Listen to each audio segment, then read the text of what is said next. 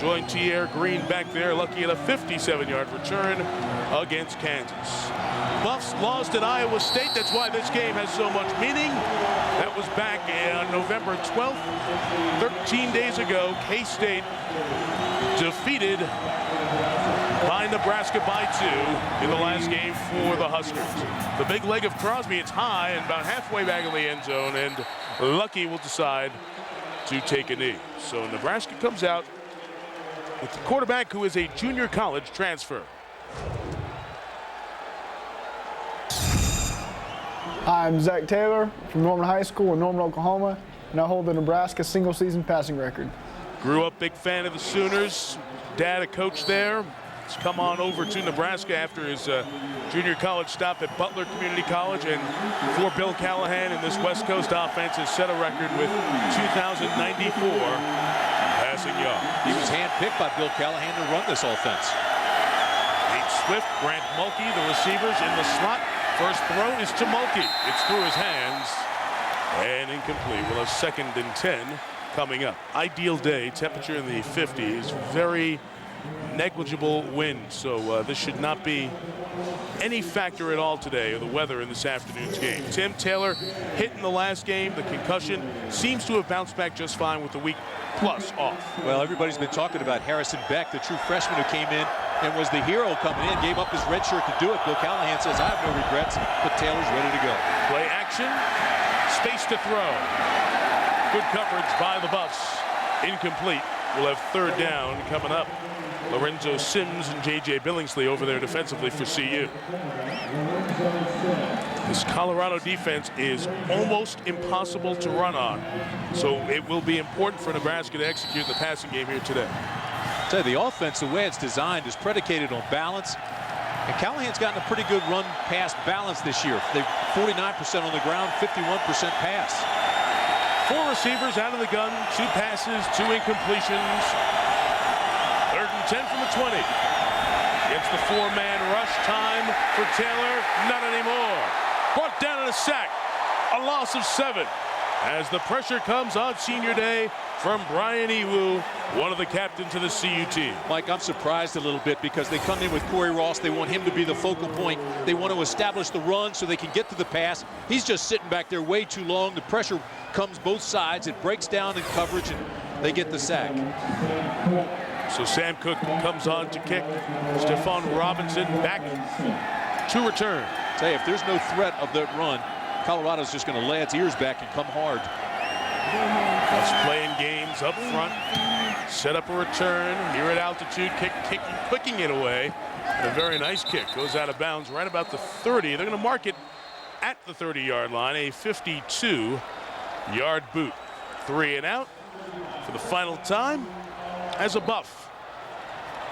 Number 14 takes the field.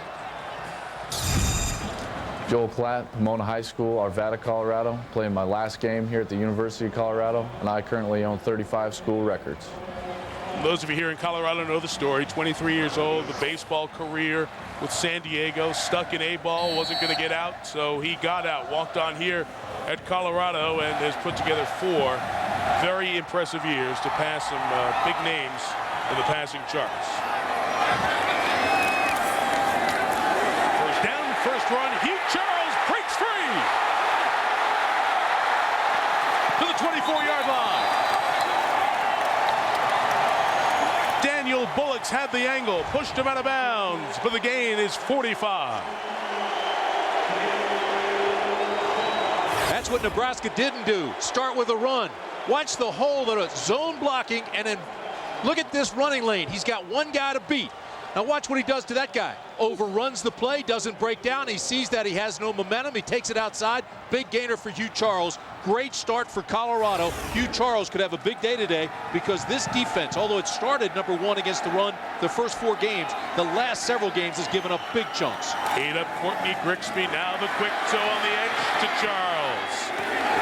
He tackled at the 17. That's still a pickup of about 6 or 7 on first down. Daniel Bullocks, who bumped him out of bounds on the 45-yard run, makes the tackle here. Nebraska brings in Andrew Shanley, a defensive back, extra DB coming in here. Now they script the first 15 plays, Mike, but that all changes when they get down in the red zone because they've got an order that they go through down in the red zone. Plays that work, everything changes schematically, and so this is now a different script than they started with.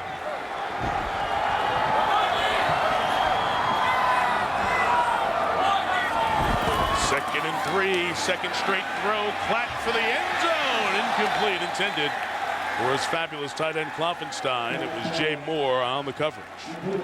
He's the prototypical tight end, isn't he, Klopfenstein? 6'6", 245 senior. Runs like a wide receiver. Tough body, soft hands, and Joel Klatt likes him a lot. Look at Joel's numbers. That this season in the red zone, he's only thrown 2 red zone interceptions. So Gary Barnett's quarterback has really made good decisions down here. And this is important for Joel right here. He's coming off a so-so game. Their last game, he threw 2 interceptions, and that's very unlike him. Only need a couple for the first down. He stumbles on the way out, sets himself, now tries to run, and is going to be stopped shy of the first down. Corey McEwen made a very nice play. The middle backer saw the opening, tried to get there, recovers, and forces the field goal unit on. Gary Barnett did not hesitate with the decision. 4th down and short. He thought he had a lane here. He stumbled out, got his foot caught on the center, thought he had enough to get to the first, but it's good close down by Nebraska. Best kicker in the country, Mason Crosby, junior out of Texas, from 33 yards. Just easy, just so easy. He has that huge leg, as everyone here in state knows.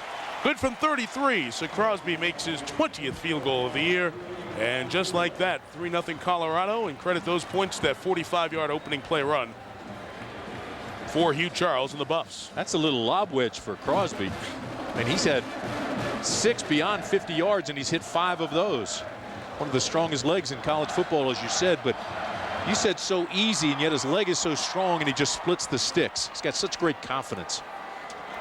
Junior, and they're actually talking about Crosby potentially leaving early to go to the NFL. You don't hear that very often about kickers, but that is the kind of ability that this man has. Well, and in my opinion, he should win the Lou Groza Award. He's 13 of 17 from 40 yards or more. That's more attempts from 40 yards plus than 11 of the other 19 semifinalists. Period. Done. So they go 5 plays, 54 yards, a minute and 39 to get those first points of the game. And for the second time, will Crosby kick off with Tierre Green and Marlon Lucky back deep to receive. Not a strength of the Huskers this year, only 20 yards per return. Great hang time on these kickoffs too, and no return for Lucky. Another touchback for Crosby here on the season. Mike, so far the story of this ball game has been the special teams, and Gary Barnett takes great pride in his special teams. Nebraska just a little bit better in virtually every category, so this will be fun to watch all day because Barnett challenged his guys. He called them out. He said Nebraska's better in every category special teams wise than we are. So far the Buffaloes have the advantage. Get you an update on the Texas A&M game right after this first down play for Zach Taylor and Nebraska, trailing 3-0 right out of the gate.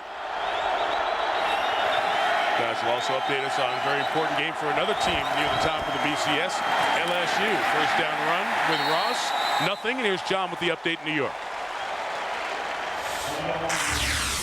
Mike, Jamarcus Russell, watch him step forward into the pocket and then throw a strike on the money to Benny Brazil for the touchdown. LSU looking to get to the SEC championship game with a win.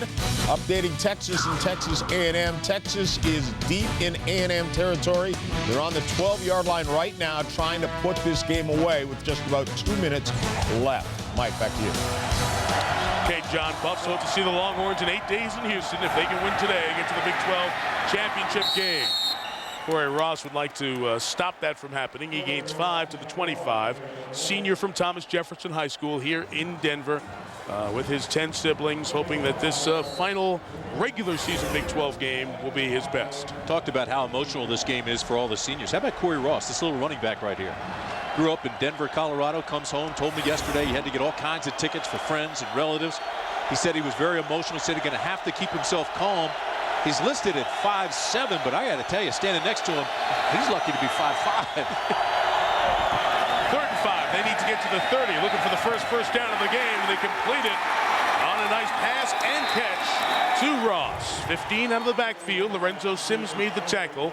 32nd catch for Ross, who's been very dependable this year for the Big Red fan. Talked to the coaches yesterday about Corey Ross. Talked to the Colorado coaches about him, and they said they recruited him. They wanted him here. They liked everything he did. He came to their football camp during the summer. They liked him, offered him a scholarship. He thought that he would have a better chance playing right away and having a better career at Nebraska. But he comes home to Denver, and that's a nice play for the little guy.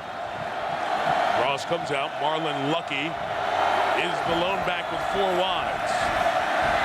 A pump and throw by Taylor, open in the seam. Nate Swift across the 30 to the 28-yard line. First down, pickup of 32 before Tyrone Henderson's tackle. His 39th catch of the year. Great patience this time by Taylor. He got good production. They were in a zone coverage. He reads that. There's a soft area there, and he finds it. And he goes outside to Nate Swift, and Swift is your big play guy. He's your middle receiver there. He knows it's a zone. He stays in the soft area between the corner and the safety, and Swift picks up his 39th reception of the year. Dane Todd into block for Marlon Lucky. Got a nice block from his offensive lineman, too, across the 20 and to the 18-yard line. Greg Austin, the left guard, came out, opened up that hole for a gain of 9.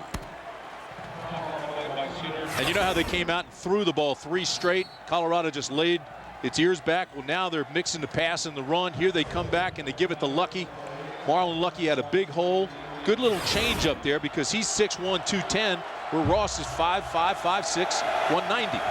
Freshman out of North Hollywood, California. Back to Lucky, to the edge, to the 10. First and goal for the Cornhuskers. So a very nice mix of Ross and Lucky moving it down the field. That's a gain of 10. And Nebraska's in business. And they're doing this against a defense that has not allowed a 100-yard rusher this year. Number 2 in the nation against the run. But they get him out on the corner. The contained man was trapped. They had to rely on the cornerback Sims to come in and make the tackle. But the defensive ends, Wright and Lucas, have to contain and force everything back inside. A couple of tight ends. The lone receiver is Terrence Nunn. Josh Mueller joins J.B. Phillips in the game. And here is Lucky following the blocks to the 5. Down to the 4, gain of 4. As you saw when the score went by a couple of plays ago, Texas added a field goal when they got in close there. So it's a 2-score, 11-point lead for the Longhorns. 2 minutes left in College Station. How about that? They came out with the 2 tight ends. The eye back that looked like old Nebraska. Just power running there by Callahan. As we have seen, and we talked about this during the week, Tim, the West Coast offense is not only a passing offense. And continues to change. Back to the 2 tights, 1 wide. Dane Todd set to lead the way, but I think we had Josh Mueller rock and move a little bit, and the tight end's going to be flagged. Cooper Castleberry, the referee. A false start by number 81 of the offense. The penalty's 5 yards, and it's still 2nd down. Josh Mueller missed or moved, but again he comes out with the typical I formation. Here's you got a tight end here. There he is moving. Here your other tight end jumps as well. Here's your I formation. That's old Nebraska. These guys are a little bit too anxious, though, trying to get the contained guy we just talked about. Bring Terrence Nunn, the wide receiver, into the game. Corey Ross comes back at that running back spot. You hesitate to call it the I-back the way Nebraska had it for years because the offense is just not the same. Out of the gun, here is Taylor throwing to the end zone, incomplete, intended for Nate Swift, that freshman who hauled in the big catch, the 32-yarder on this drive. You know, Tom Hubbard is a 5th-year senior, number 9 for Colorado, was chasing Swift. Swift had the steps on him. That ball just a little bit overthrown, but he puts a little bit of air under it. Watch the top of your screen here. Good strong move inside, frees the slot, and there comes Swift. He's open beyond Hubbard. Just needed a little more air under the pass. Timeout here taken by Callahan. They may have had 12 players out there when they started to break the huddle. 1 player came off. There was certainly confusion. The play clock was running down, so Nebraska will stop it here with 6:46 gone by. First quarter, Colorado leading 3-0. Nebraska trying to add a touchdown or at worst tie the game.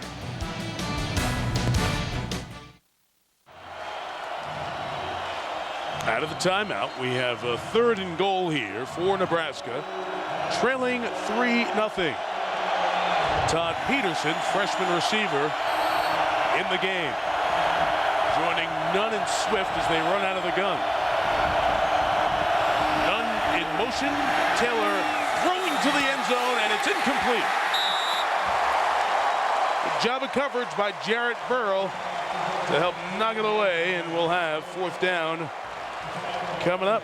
Mike, that is great coverage by Burrell. Here's a guy that's played more snaps than anybody else on this defense. Look at him battle up top. Now watch, he'll look back at the last second for the ball, and the right hand just knocks it away from Swift. Swift has great hands. This ball is coming right at you this time, and it looks like it's going to be complete. But the right hand snips in there and just knocks it away.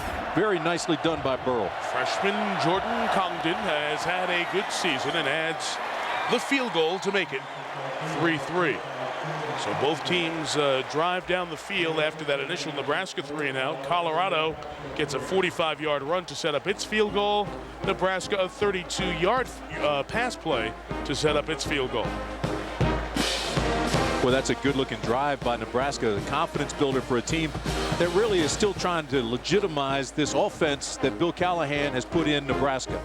And that time they mixed the run and the pass very effectively. Almost had the 6. They end up with the 3. We have our friends in Nebraska and Colorado watching, so obviously it's so much talk, Tim, about the offense with Callahan. Don't you get the sense that the players are starting to get to the level where you can now do a lot of what the offense allows you to do? Yeah, I don't think there's any question about it. You know, he took so much heat for changing the offense. He's now getting some players in. We talked about he handpicked Zach Taylor and Corey Ross, who's one of those all-everything backs, kind of fits into the scheme. He lucked out there getting the senior to do that, but it's all starting to kick in now. He was saying yesterday, Mike, that all the criticism, he knows this offense works. He's worked it effectively and efficiently and successfully at every level, and he knows it works. He just has to stick by his guns and kind of infiltrate it into the state. Did get him to the Super Bowl. I guess it works, right? To the Super Bowl with the Raiders. Of course, they lost to John Gruden and the Buccaneers.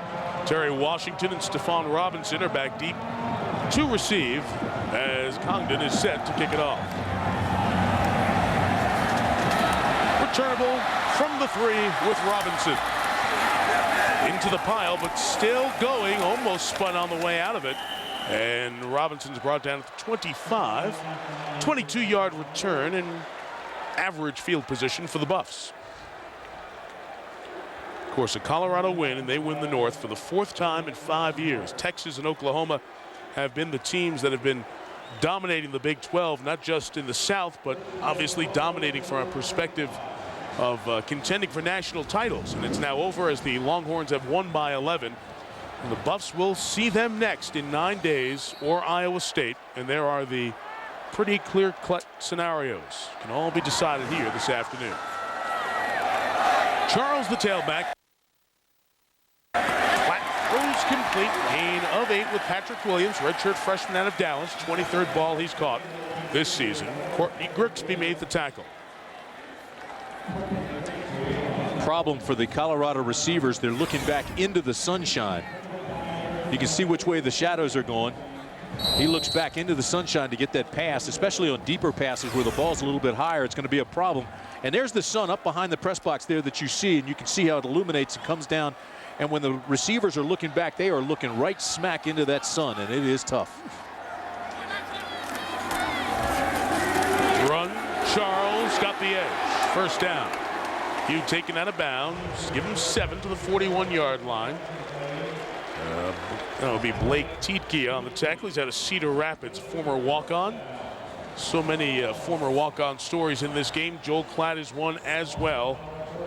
Played 1 game against Baylor in that first year and burned that initial season, but he's been Barnett's starter here for the last 3 and done quite a job.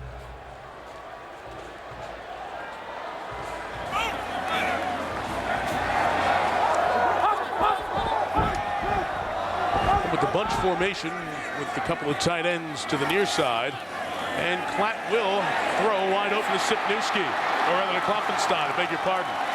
And he takes it out of bounds, just shy of the 49-yard line. That should be enough for a first down. Mike, one thing that Colorado coaches were telling us they picked up on tape is the fact that the defensive ends, the open end and the base end for Nebraska, they come hard, they come shallow, and so they want a little misdirection. See how they overrun it there?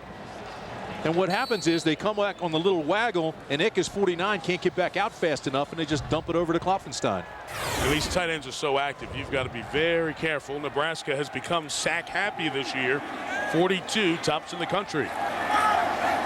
Run Charles, caught behind the line of scrimmage. Very well played by Bo Rude, brother of Barrett. Loss of 5 from the sophomore out of Lincoln. It's one of those plays where they just had the right defense called. They were coming with a stunt. Bo Rude, 51, kind of slips through the open area and runs right into Charles, number 2, the ball carrier. So 51 Rude with a nice play on the stunt, got into the gap untouched to make the tackle. Just had a right defense called for the right play. A couple of injuries have forced Rude and Corey McEwen, the 2 linebackers, to really step up their play a bit earlier than thought. They have been very good. Second and long, Platt with time, throws incomplete. Just a hair late as Bullocks was closing in on the coverage on the pass intended for Williams. Lawrence Vickers is going back saying, come on, Joel, you got to look my way. I was open over in the flat. We'll have 3rd and 15 officially coming up.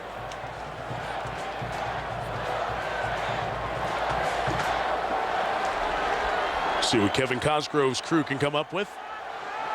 Second year as the defensive coordinator here at Nebraska. Welcome to those of you who watch Texas A&M. You join us a 3rd and long and a completion just shy of a first down to Evan Judge. Stopped at the 40. It would be a 57-yard field goal from here, and we say that because that's the kind of range the kicker Mason Crosby has. We're in Boulder on the Front Range, a beautiful day with the temperature in the 50s.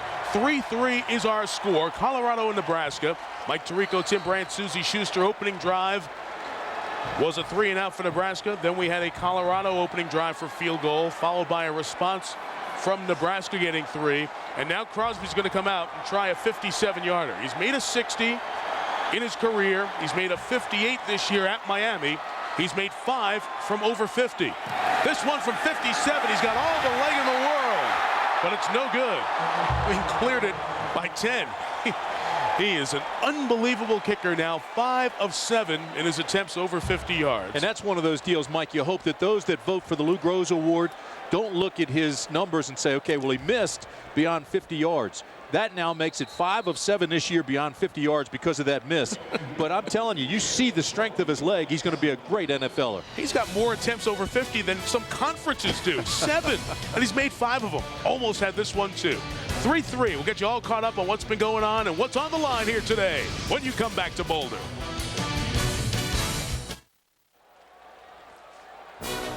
College football on ABC Sports, brought to you by Dodge. You can take life as it comes, or you can grab life by the horns.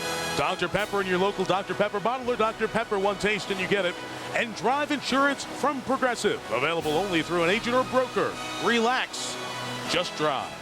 Very easy to relax in this beautiful part of the world, the Front Range of the Rockies, here in Boulder, all tied at 3 after the missed field goal by Mason Crosby that had the length to be good from the mid to upper 60s.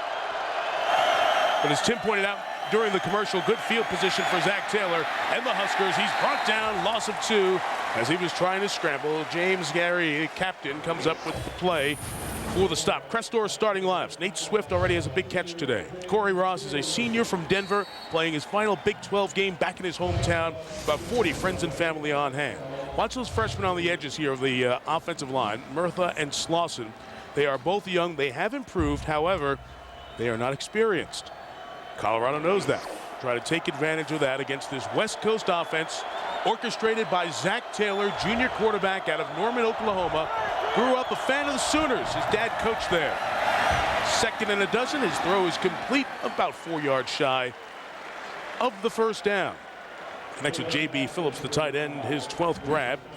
So 3rd down, this Colorado defense will try to force a second 3-and-out for the Cornhuskers today. You have Wright, Manapuna, Gary, the captain, on this senior day, making his 32nd and final start. And Maurice Lucas dies on Washington and Iwu. Brian is a senior captain out of Houston. Big hitter who's overcome a lot in his life. On the corners, Jarrett Burrow, who's helped stop a touchdown, and Lorenzo Sims. But we highlight J.J. Billingsley out of Aurora, a very good defender for Mike Hankowitz, who's come back to where he was the defensive coordinator from 85 to 94. And he's got a defense that's terrific against the run. Taylor, third down throw, complete for the first down to the 43-yard line to Terrence Nunn, sophomore out of Houston. Lorenzo Sims made the tackle after the gain of 10. This is going to be a problem that Colorado has all day. Watch this. Now, you've got a 6'1" receiver going against a 5'10" corner. This is not the biggest mismatch, but all the way across the board, there's a size differential. This time they just got the quick out, separated, knew they had to get the distance for the first down. Well-run route. Terrence Nunn with his 36th catch of the year. Very, very productive. So now first and 10, Taylor coming out of the gun. Quick toss. They're trying to jump some of these routes, but still completing them. This is going to be a gain of about 3 or 4 yards with Todd Peterson, the redshirt freshman. Here's the importance of the game. And you just saw Texas beat Texas A&M. So the Longhorns' next game is in 8 days in Houston, Big 12 championship game. Colorado joins them if the Buffs win here today. If they don't, then it's up to Iowa State. Iowa State must win tomorrow against Kansas, and then the Cyclones will represent the Big 12 North. Gary Barnett trying to win the North for the 4th time in 5 years. Marlon Lucky stopped only a yard or so. Akarika Dawn, really the 4th linebacker that plays. He's a senior. Former strong safety who's moved up to linebacker, makes the stop. Well, third down coming up. Watch, they pull their guard here. They try to get him out in front on this power play. He comes up, but it's really played nicely. This is a defense that ranks number 2 in the nation against the run. And Brian Ewu is always in the middle of it. He's 6 feet, 225-pound senior. Really had that hamstring problem a couple weeks ago, had a bad knee, but he's finally healthy again. And this defense has not allowed a 100-yard rusher this year. Corey Ross, the lone running back. Pressure from the Buffs. Taylor in trouble and brought down. It is Dawn coming up with a sack, his 2nd on the year, 3rd sack of the game for CU. Boy, they were bringing the house too, Mike. They were gambling. Watch this. They're bringing the blitz. They're bringing it straight up, and they know they've outnumbered them. So somebody's going to come free. And it was Dawn who came free. He drew the lucky gap. Bingo. Sack. Sam Cook angled his last kick out of bounds. It was very good. He has pinned the opponent back inside the 20. 28 of his 58 punts coming in, so about half the time. So he's very good directional kicking and getting it to bounce for him. Unable to do it there. Nice diving attempt by Rigoni, but it goes out of bounds. The kick was 44, the net 24. So the former baseball player, former walk-on, who set the Colorado passing records by a lot, Joel Klatt. He's on the field when you come back in a 3-3 game. Back in Boulder, all tied at 3. Mike Tirico, Tim Brandt, Susie Schuster. Hope you're enjoying this day after Thanksgiving, and this has become a day after Thanksgiving tradition for a decade now. Nebraska and Colorado, of course, Oklahoma, Nebraska on this date for so many years in a fierce rivalry, but this has become a big rivalry on the Nebraska side. It has been since Bill McCartney made it so on the Colorado side. These two border states, and it's become a very significant game. First down run by Byron Ellis for a gain of 5. Let's go back to the last series when Nebraska was taken off the field. That'll be our Dodge defensive playbook, and on 3rd down and 5, Colorado is bringing the house. Here's your guy right here. This is going to be your sack guy, Akarika Dawn. Go ahead and roll it. He gets the free gap. They overload him. They blitz hard. Dawn comes free. 3rd down and 5. They get the sack, and that all comes from a game plan. They see that field position, that down and distance. They know what they like to do. 2nd and 5. Throwing the deep ball for Sprague. It is incomplete and defended by Zachary Bowman, former junior college player out of Alaska. Let me take you through the Colorado lineups for those of you who watch Texas A&M. On those Crestor starting lineups, you have Sprague and Judge the receivers. Kloffenstein, fabulous tight end. You'll see a lot of Quinn Sipniewski as well. As for the guys up front on senior day, Gary Moore is a senior. Clint O'Neill's a senior.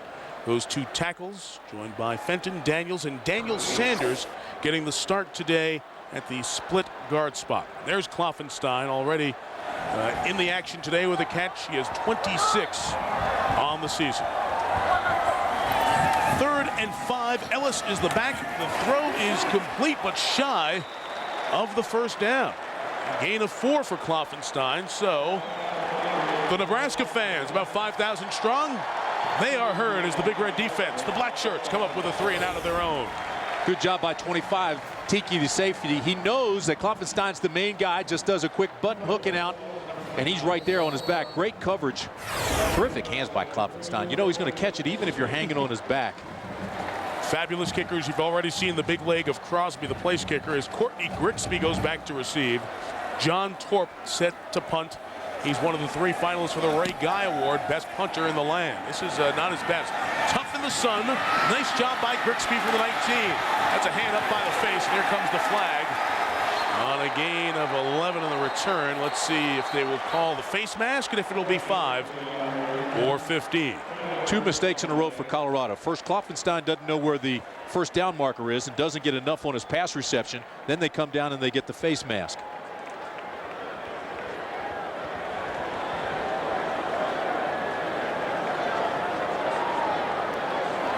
It is a 15-yarder as called by Cooper Castleberry, so Nebraska will have its best starting position of the first quarter. Show you why it's a 15, because he hangs on right there, and all of a sudden he's looking out his ear hole. Anytime you put a runner in danger like that, they're going to call that 15 if you hang to it. Terry Washington, the Buffs have been penalized a whole bunch. You see that 86.1. That's a lot of yards as it is, but just in individual games, it's just piling up. 17 against Miami, 11 against Texas A&M, 11 against Texas, 10 against Kansas, 11 against Kansas State, 10 against Iowa State. Good teams have to be better than that. No question. And those 10 penalties for 90 yards against Iowa State really were drive killers. Final minute, first quarter, 4th possession for the Huskers. 2 punts and a field goal. Taylor's throw is swooped off the ground and ruled a catch by Terrence Nunn, a gain of just a couple of yards. Tim, while we have a second, let's talk about this West Coast offense. And for the folks nationally who haven't seen the Huskers, give me your feel of where it is in year 2. Well, it's not the same West Coast offense that Bill Walsh designed originally. And it continues to change all the time.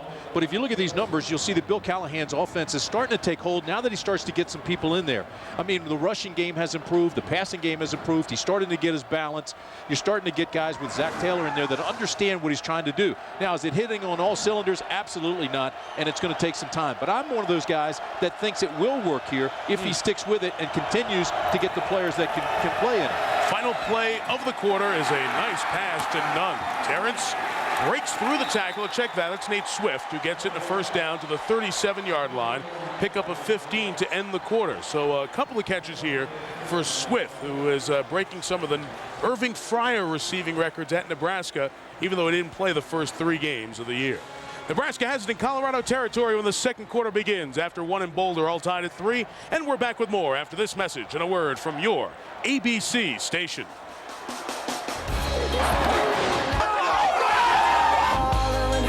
To breathe. Is there anyone out there? 'Cause it's getting harder and harder to breathe.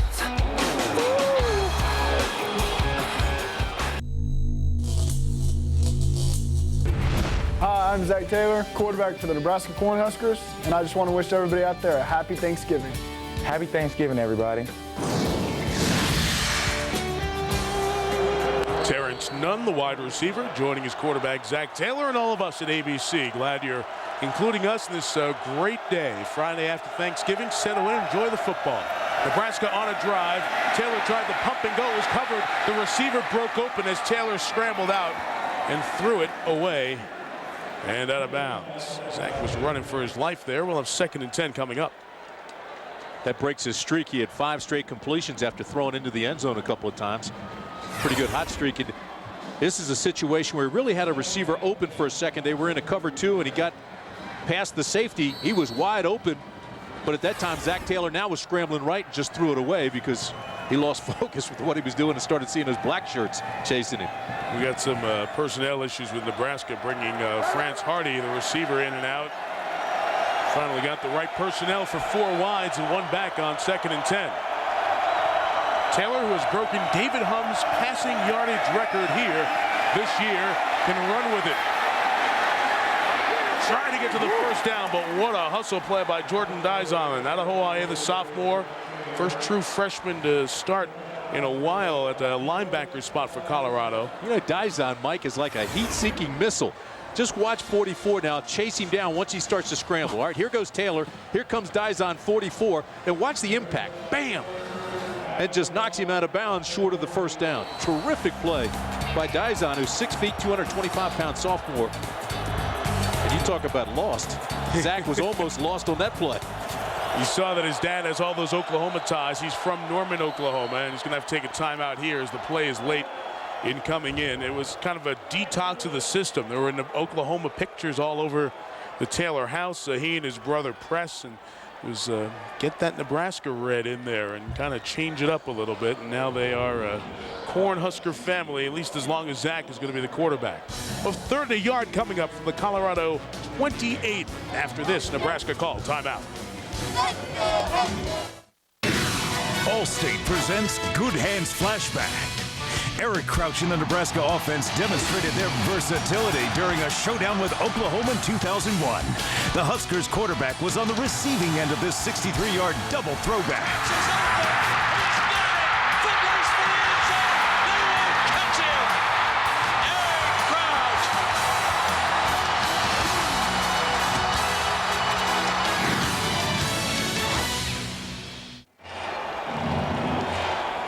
Beautiful weather day, temperature in the mid-50s at kickoff. It'll probably be around 50 when we're all said and done, with most of the stadium going into shadow. At least the west side is right now. Out of the Nebraska call timeout, second one they've used, by the way. We have third and a yard coming up.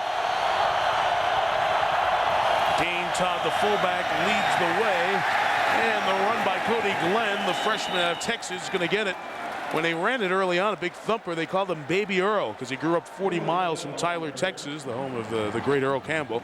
He didn't have that ability just yet, but he's big enough to thump a first down out for the Huskers. Yeah, there's no question about it. They came out in a power formation. He comes in, he's 230 pounds, the bigger back. Good changeup. And they had it defended, but he's so big and strong, bounced off of it, and his second surge got the first. How about that for a freshman? 230 pounds. He's got 3 touchdowns, brings a different style. Along with Marlon Lucky, a little bit bigger back, and the very short but speedy Corey Ross. This is Lucky coming through there, and he gets a decent first down gain of about 3 yards. 2nd and 7. Brian Ewu made the tackle. Tim, back to Zach Taylor. You know, you showed the numbers. It's just still a shock to your system. For 35 years, we've become used to Nebraska football and the great option. And there they are, 110th in the country in rushing.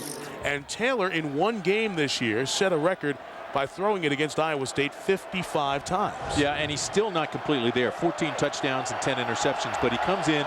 He was there in time for spring. He was 20 of 27 in the spring game. I mean, he's picking up what they're trying to do. It's a quick strike offense like that. Nice throw. It's a catch. Play was stopped. Terrence Nunn gets it. We'll have 3rd and short, and Susie Schuster has more on the junior quarterback from Norman, Oklahoma. Well, Mike and Tim, that time in spring ball has made all the difference. He studied the playbook, the intricacies of the offense. He said if talent is equal with Harrison Beck, he said the experience I had junior college will make all the difference. He said I knew that Bill Callahan had brought in a so-called golden child in Harrison Beck, a kid who played a version of the West Coast offense in high school. But he said the difference is I am used to the speed of the game and Harrison isn't. And in fact, Harrison did tell me he has been completely overwhelmed with the tempo of the college game. Yeah, and that's big because he handpicked Taylor out of junior college, and Beck is the true freshman out of high school and the future of the program. 3rd and 2, quick toss. What a kick by Ross from Denver, Colorado to the end zone in Boulder. Touchdown, Huskers. The pressure was on. Taylor threw a hot shot, a terrific pair of hands. The little 5'6" guy out of Thomas Jefferson High School in Denver. The 19-yard score puts the Big Red on top. He is their 3rd leading receiver. Good guy out of the backfield. Just kind of slides in like he's going to block, and that was a shot. Hit him in the face. But then he's got the ability to just, after the catch, to find that open seam and explode. Here's the guy. He's captain of the team. He's only 5'5", but he comes back here at a place where Nebraska's played well. They're 5-1-1 here in the last 7 games in Boulder. Jordan Congdon adds the extra point, and Nebraska sees Colorado on the opening drive come down the field, get a field goal. They stem the tide and come back with a field goal of their own, and then this touchdown drive, Ross's 7th touchdown reception on the season. Seventh total touchdown, excuse me, third touchdown reception. It's a 19-yarder, and the Huskers are on top by 7. College football on ABC Sports, brought to you by Aflac. To find your 2005 Aflac Holiday Duck, visit our website. Ford, built for the road ahead, and Singular, raising the bar. They're going to do this one again. I don't know if the ball was whistled ready for play before Congdon came up and kicked it off. So we will do it again after the touchdown scored by the senior Corey Ross. Ross's touchdown wraps up the 8-play, 54-yard, 2-minute, 47-second drive, as that is the drive summary presented by Drive Insurance from Progressive. Taylor was good on that drive, only one incompletion, a couple of third down conversions. We're trying to figure out between the officials what exactly happened. The 25-second play clock does run on kickoffs. The ball has to be whistled in and ready for play. On the play, the ball will be re-kicked. And it was not whistled ready, so we'll try it again. Stephon Robinson and Terry Washington out of St. Louis will go back and do it again.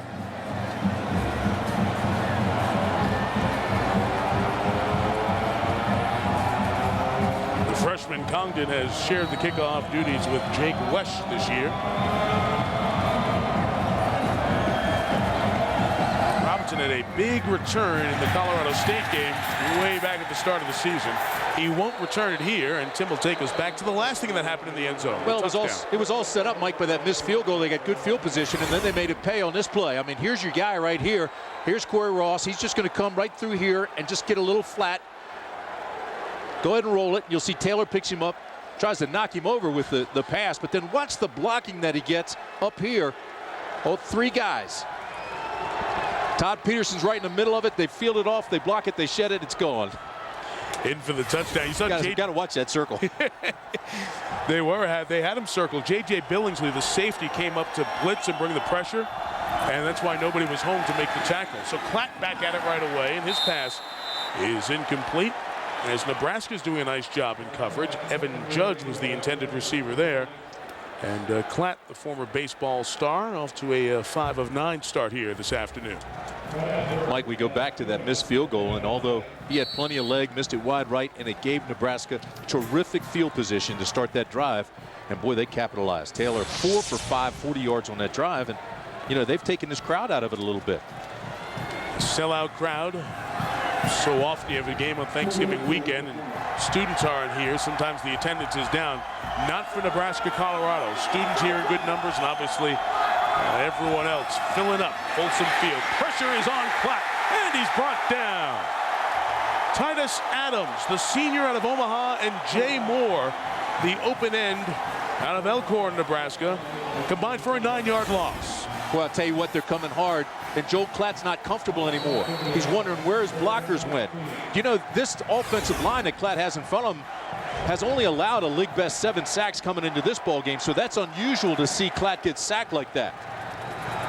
But not unusual to see Nebraska. It's a good matchup today. The Huskers, tops in the conference, tops in the nation. That was their 43rd sack, and it sets up 3rd and 19.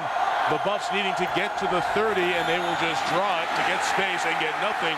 And this Nebraska team trying to get to 7 wins, playing with attitude. Charles is stopped by Adam Carricker out of Kennewick, Washington. Kid who was born in Nebraska. And can't make the point strong enough that this play right here, by shutting it down and backing up the Buffaloes, Nebraska is going to get great field position once again. This is a field position game. And right now, Nebraska's winning that game. Terrence Nunn, second in the country in returns at 19.5. He goes back this time for Nebraska as John Torp gets set to kick it. And Torp, the huge leg, averaging about 45 per punt. And the play clock runs out. Now cost him 5 more. So all the movement by Nebraska up front, just a little special teams wrinkle, trying to give him a tough look. Dead ball foul. Delay of game on the offense. Penalty is 5 yards, and it's still 4th down. I mean, the Huskers are really playing with attitude, and you can see it in the body language. And both these teams really take great pride in their special teams, to the point where Gary Barnett challenged his punt team. This punt team is by invitation only, and they've got a great punter. But right now, they're making mistakes, and they back themselves into a corner. Toward back to the goal line. End line, beg your pardon. Not his best kick. On the bounce, they let it go. It's going to work out just fine. It's going to end up to be over 55 yards, 57 officially, as the decision was made by Terrence Nunn to let it go. So still good field position for Nebraska. Touchdown the last time they were on the field, and it was done by Corey Ross out of Thomas Jefferson High School in Denver. Very big homecoming game. His final Big 12 game. Taking one in. We'll see what he can do on the next drive to help the Huskers, who lead by 7. CU knows no defeat, so roll up that mighty score. Never give in! Shoulder to shoulder, we will fight! Fight! Fight! Fight! Fight!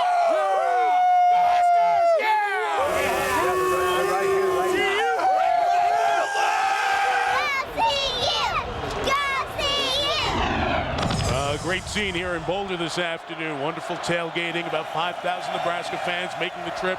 First and 10 for Zach Taylor and the Husker offense. Throwing the deep ball, incomplete, as he tried to get the freshman Nate Swift sprinting. Taylor, just his second incompletion in his 9 passes that he's thrown. 7 of 9 in the last few minutes. 63 yards and that touchdown to Ross. Mike, can't talk about field position enough. You know, Nebraska's average starting field position was inside the 25-yard line last year when Colorado got them, and Colorado started everything at the 37 or better. Well, here, Nebraska's last 3 drives start at the 40, 46, and 38. So they are definitely winning the battle of field position. One back, 4 receivers. Taylor saw it covered downfield. Has to get rid of it, and it's incomplete. That's one of those throws into the sun. France Hardy went up. Sun or not, I don't know if he would have caught it. Brian Ewu's pressure forced the quarterback Taylor to get rid of it. You know, normally this is a dink and dunk type offense, but they're trying to give double moves on all these cornerbacks, and they're throwing deeper patterns. Everything's been double moved. And when you think of West Coast offense, it's just dink and dunk, get rid of it quickly. But you see him throw his shoulders there, it pumps, and then he wastes time, then he comes back and throws, and there's pressure there, and he throws it away. They got to get back into a rhythm. He's got to throw on time. They need to get the plays in quicker, too. This play came in late as well. Dan Erickson coming in, and the play clock winding down to 2 and 1. They got to take a final timeout. And that's going to draw a flag. That is stupid. Oh boy. Alex Ligon, the junior defensive end, after the timeout was called. That's just a mental mistake.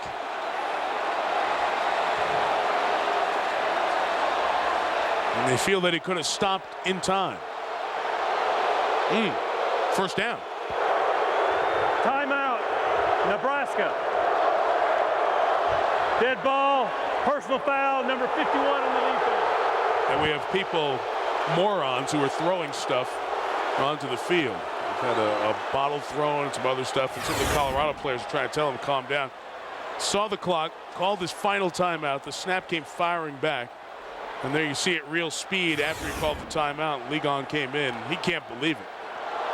Well, he's saying that he didn't hear the whistle. He's saying that he thought the fumble was there and he was just knocking him out of the way. Still a mental mistake. So it'll be first and 10 for Nebraska after we come back. They're out of timeouts, but leading by 7.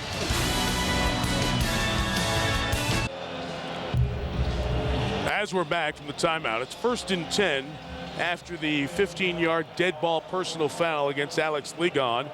They made an announcement to the fans to try to exercise good sportsmanship and not throw anything, as a few did.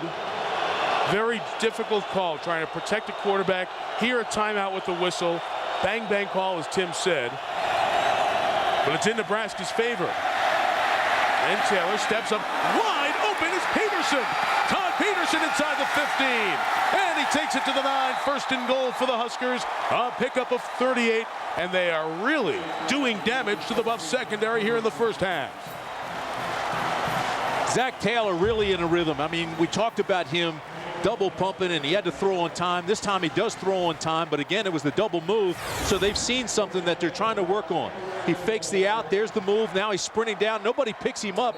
I think the safety thought he was coming over, the corner didn't pick him up, and he was wide open. Taylor wise enough to see him and get the ball there on time.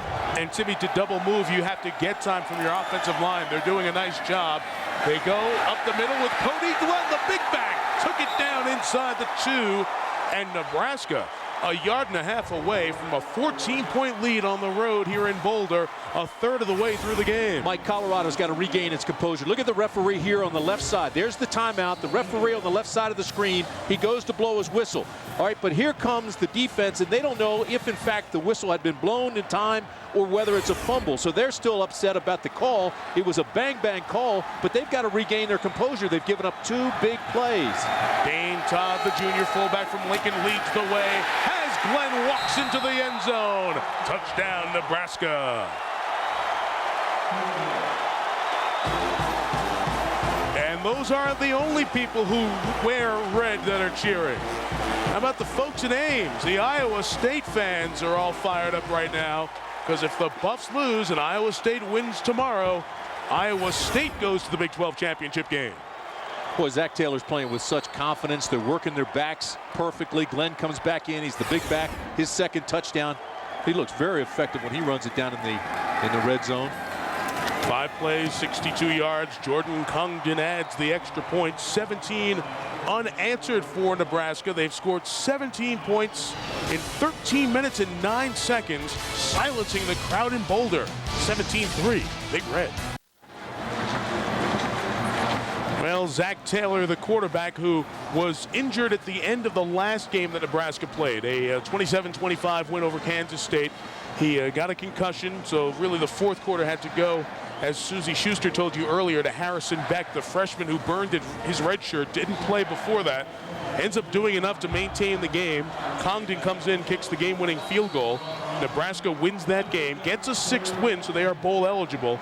Now they're trying to get win 7 on the season. And boy, 7-4 sounds so much better than 6-5 when you're assessing your season.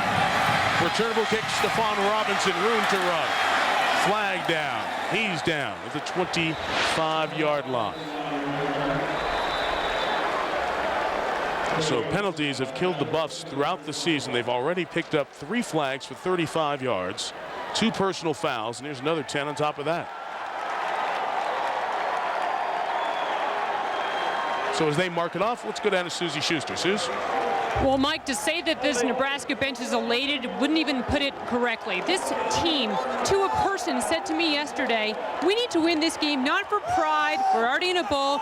We need to prove to the nation that Bill Callahan knows what he's doing. They told me to a man that they hear all the criticism of their coach, but people don't know what goes on in practice. Guys, this is about proving to the nation that their coach is in charge. And that's a good point, Susie, because this is a national stage, and Nebraska used to be on the national stage on a regular basis. But because of the dip, missing a bowl game for the first time in 36 years last year, a 7-7 year before that, they have been slightly off the radar nationally. See how Colorado responds. Hugh Charles runs it. Gets it only across the 15 to the 16, second and about 8 coming up. Yeah, they're trying to accept that challenge and legitimize this offense. But let me tell you something. Both of these teams that we're seeing here today run the exact same offense. And I don't think a lot of people realize that. But Sean Watson, the offensive coordinator at Colorado, and Tom Cable, who was here before that, they worked with Bill Callahan before. And they all have the same offensive attack. Watson and Callahan shared an office back in Illinois when Mike White was the head coach. It's part of this West Coast offense passing tree. Platt, pressured, tries to escape, can't do it. Carricker led the charge. Second sack for Nebraska. The sack will be credited to the junior out of Louisiana, Barry Pryor, but Adam Carricker came in off the edge and did the early work. Another 3rd and long coming up. Mike, remember we were talking about the contain guys early in the ball game? Well, now they're trying some stunts on the outside, but they're coming from the outside pressure, which is going to open up things in the middle. That offensive line is going to start stepping out a little bit to help on the outside contain guys that are coming hard down the edge. And by doing that, they loosen up the middle a little bit, and Cryer came in. Colorado's going to have to take a timeout. Their play clock is running down to 3 for the second straight drive. We're going to have 3rd and 19 coming up for CU. The Buffs are wounded right now. Here on Senior Day, 17-3 Nebraska. Step out, 3rd and 19 coming up. Be right back.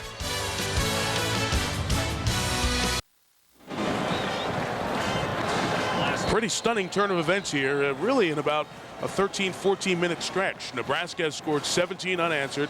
Joel Klatt's family, dad, mom, and wife Sarah, watching and not very happy about what they're seeing. Joel and company are in a 14-point hole. This ball game has changed dramatically, and since that missed field goal by Colorado, their last 8 plays have gone for minus 23 yards. And this Nebraska defense is like chum to a shark. I mean, they're coming harder and harder, and as you mentioned, coming into this game, they led the nation with 42 sacks. They've got 2 here today. They only had 25 all of last year, so you can see the improvement. Out of the timeout, we'll see what the Buffs will do with their second consecutive 3rd and 19 on a drive. Need to make a big play down the field. He's going to run it, try to get some punting space. Charles on the edge, 1 man to beat. Brought down. What an open field tackle at the 16-yard line.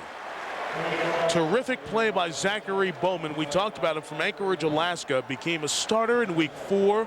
Transferred from junior college. And in that transition year, he's starting to pick up his play as the season winds down. Go back to the point about field position, and certainly Nebraska has had it here of late. But by not getting this first down, and you're right, he came awfully close to getting it. I mean, almost had the corner on Bowman, number 1. He gets around that corner, he's got that and a lot more. That's that horse collar tackle. In the NFL, that would have been a penalty, hand reaching inside the shoulder pads. It's not in college. Wouldn't be surprised if that rule changes in the college game next year. Finally, John Torp gets off one of his kicks. And Interference with the opportunity to catch it, and the Colorado Buffaloes commit another penalty. They're self-destructing. It's Terry Washington's second penalty on special teams here this afternoon. You got to be ready for that big hit, but you've got to have some awareness and be under control.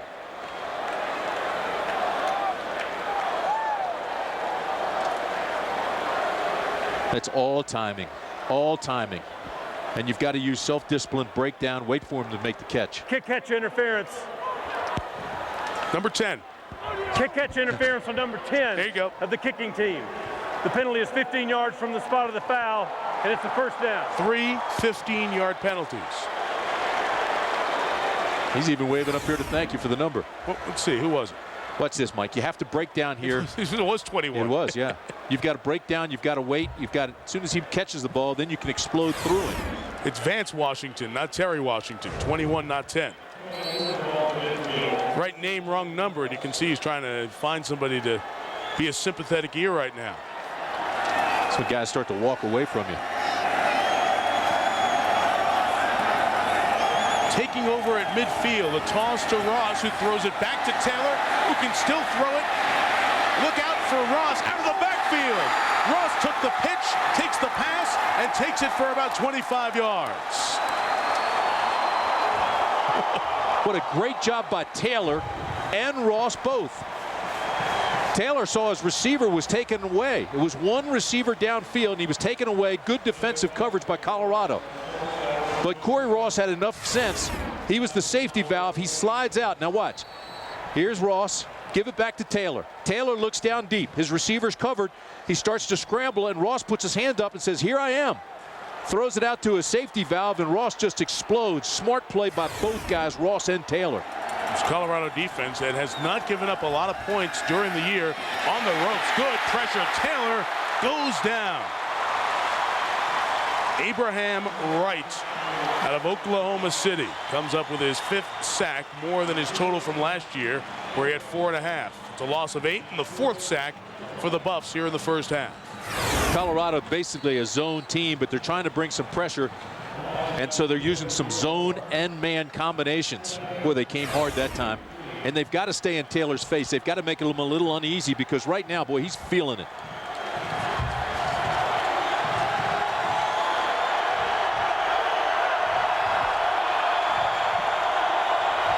Second and 18. Again, the pressure sets up a screen for Ross, who couldn't catch it.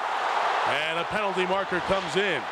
Vaka Manapuna doing a little bit of a dance. Let's see what the flag's going to be. Yeah, I didn't see that flag. I'm watching the play closely, but it looks like it's holding against Nebraska.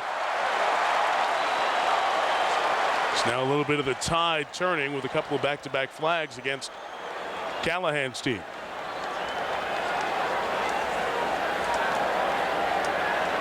Well, that was a good defensive call by Mike Hankwitz, the defensive coordinator for Colorado.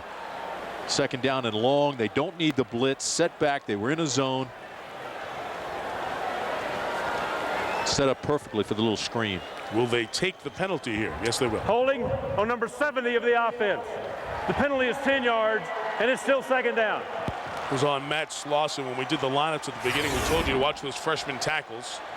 Watch the top of the screen, and we're looking for number 70 right there.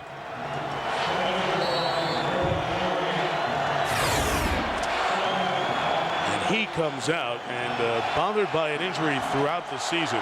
2 injuries, but Sepo Evwaraye comes back in, seeing his first action in a couple of weeks. Second and forever. Throwing the deep ball for Hardy. France Hardy went up and made a terrific adjustment. Caught it inside the 10. First and goal again for Nebraska. Garrett Burrell just didn't turn around. He had good coverage. He was in his hip pocket and never located the ball. But again, Taylor, feeling comfortable, puts this thing right there where only his guy could get it. And then watch Burrell's right there on him. And can't convert. Hardy with a good body adjustment. See, good coverage, separates with a push a little bit, but look at Hardy with his body adjustment, turns and makes the catch. A 35-yard gain, and really a nice job to maintain control of the ball with his hand underneath. Look at the numbers for Taylor. Yeah, Hardy and Taylor played together at Butler Community College. Running back now is Cody Glenn, who's done a nice job running inside the 10. He gets just a yard here. So if second and very long, being backed up, second and 28, and Nebraska comes out and gets 35 yards. And I know that it's very hard to be patient when you've known nothing but success for a lot of Nebraska fans for their entire life. But this is what this offense can do that the last offense really couldn't. Second and 28, you were almost in a must-punt situation. It sure is churning out some yards here in the first half. Second and goal inside the 10.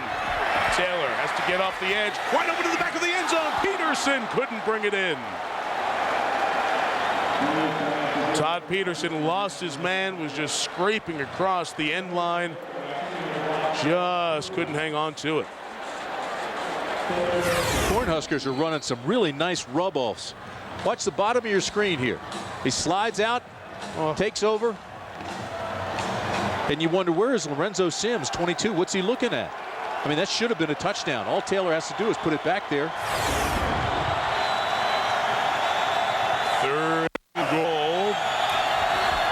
Taylor goes to Peterson again. This time he holds on. Penalty marker down. Hold on. Penalty marker came from the line judge. Could be holding against Nebraska and erase the touchdown. It is. Could be the left tackle, the sophomore Chris Patrick as well. Boy, no rub off that time. Peterson just outran him to the back of the end zone. Holding number 54 of the offense. The penalty is 10 yards, and it's still third down. And is Chris Patrick out of Ithaca, Michigan. He's a backup as well. Really saw his first playing time just against Kansas State in the last game, so he hasn't been on the field in a situation like this. Here he is right here. See his right hand on the back of the jersey, full of cloth and pulling him down. Good call. 3 receivers to the top. France Hardy solo to the near side against what looks to be and is man coverage. They go Hardy's way. Taylor had to pull it down. Now he'll run it. Oh, did he get stuck? How did he not go down there? And finally goes down at the 13-yard line. Man, Zach Taylor, who suffered a concussion 13 days ago against Kansas State, was twirled around and set up for a straight-on shot. J.J. Billingsley was there. So Taylor's okay. Take a look and listen.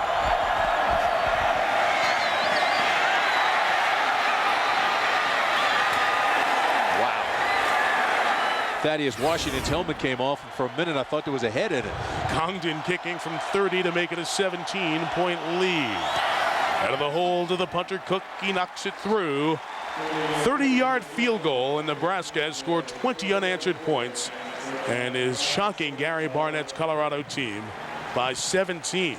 You know, talking with Bill Callahan yesterday down on this field, he said, I'm under so much criticism. He says, but I know my system works. He goes, for me, the biggest thing is just staying true to myself, doing what I know and what I do best. And that's coach these guys and use my scheme, which is proven. And he's doing that. But he's taking some serious hits. A reminder coming up at halftime, the Capital One halftime show. John and Aaron are in New York. You heard Craig James on the game with Gary Thorne and Ed Cunningham. The Texas A&M game won by the Longhorns by 11, 40-29. Well, Pony will talk with Mac Brown and Vince Young as they get set for either the Buffs or the Cyclones. That's all coming up. Capital One halftime show as we have this traditional Thanksgiving Friday, and then doubleheader action tomorrow on ABC, and then of course championship Saturday. 1 week from tomorrow, the Big 12 title game in Houston, then USC, UCLA, and the ACC title game. We need an opponent for Florida State next Saturday night. We need an opponent for the Longhorns next Saturday afternoon. Jake Wesch is going to kick off now for Nebraska. Robinson and Washington are back deep to receive. Wesch didn't get a lot of depth on this one. And here comes Terry Washington from the 3. Get it out to the 20 and the 22-yard line. All right, time now for your Thanksgiving Friday Aflac trivia question. Joel Klatt, taking the field for Colorado, has 35 school records. Only 2 Colorado players set more records. Who are they? I think I know. You do? Why would that be, Tim? I've got friends in high places. Give you the answer coming up here before the end of this quarter. 4:38 left. Lawrence Vickers in the game. The V-back. Plays a lot on first and third down. Let's see what he can do for the Buffs. Not much. That play was read and snuffed out by Adam Ickes right away. You know, there's so much tradition in the Nebraska program, and one of the wonderful traditions are the guys from the small towns in Nebraska who become local heroes because they walk on, they made something of themselves, even on the JV team when it was there in Lincoln. And Ickes is one of those kids from Page, Nebraska, and they shut down little Page, Nebraska when the Huskers play, and over at the country corner, they're all gathered around. The kids wear their 49 Nebraska jerseys. A fifth-year senior walk-on like Ickes, still a part of the fabric of Nebraska football. Loss of 1, second and 11. Platt to throw. Nice throw to the second level. And the tight end, Sipniewski, shown the sideline at the 39. It's a first down and a gain of 19 in front of Daniel Bullocks. I think Colorado runs that play better than anybody in the country. It's just called a waggle. They have all the play action going one way. They slip the tight end, this case 45 Sipniewski, from the other side, drag him all the way across the middle.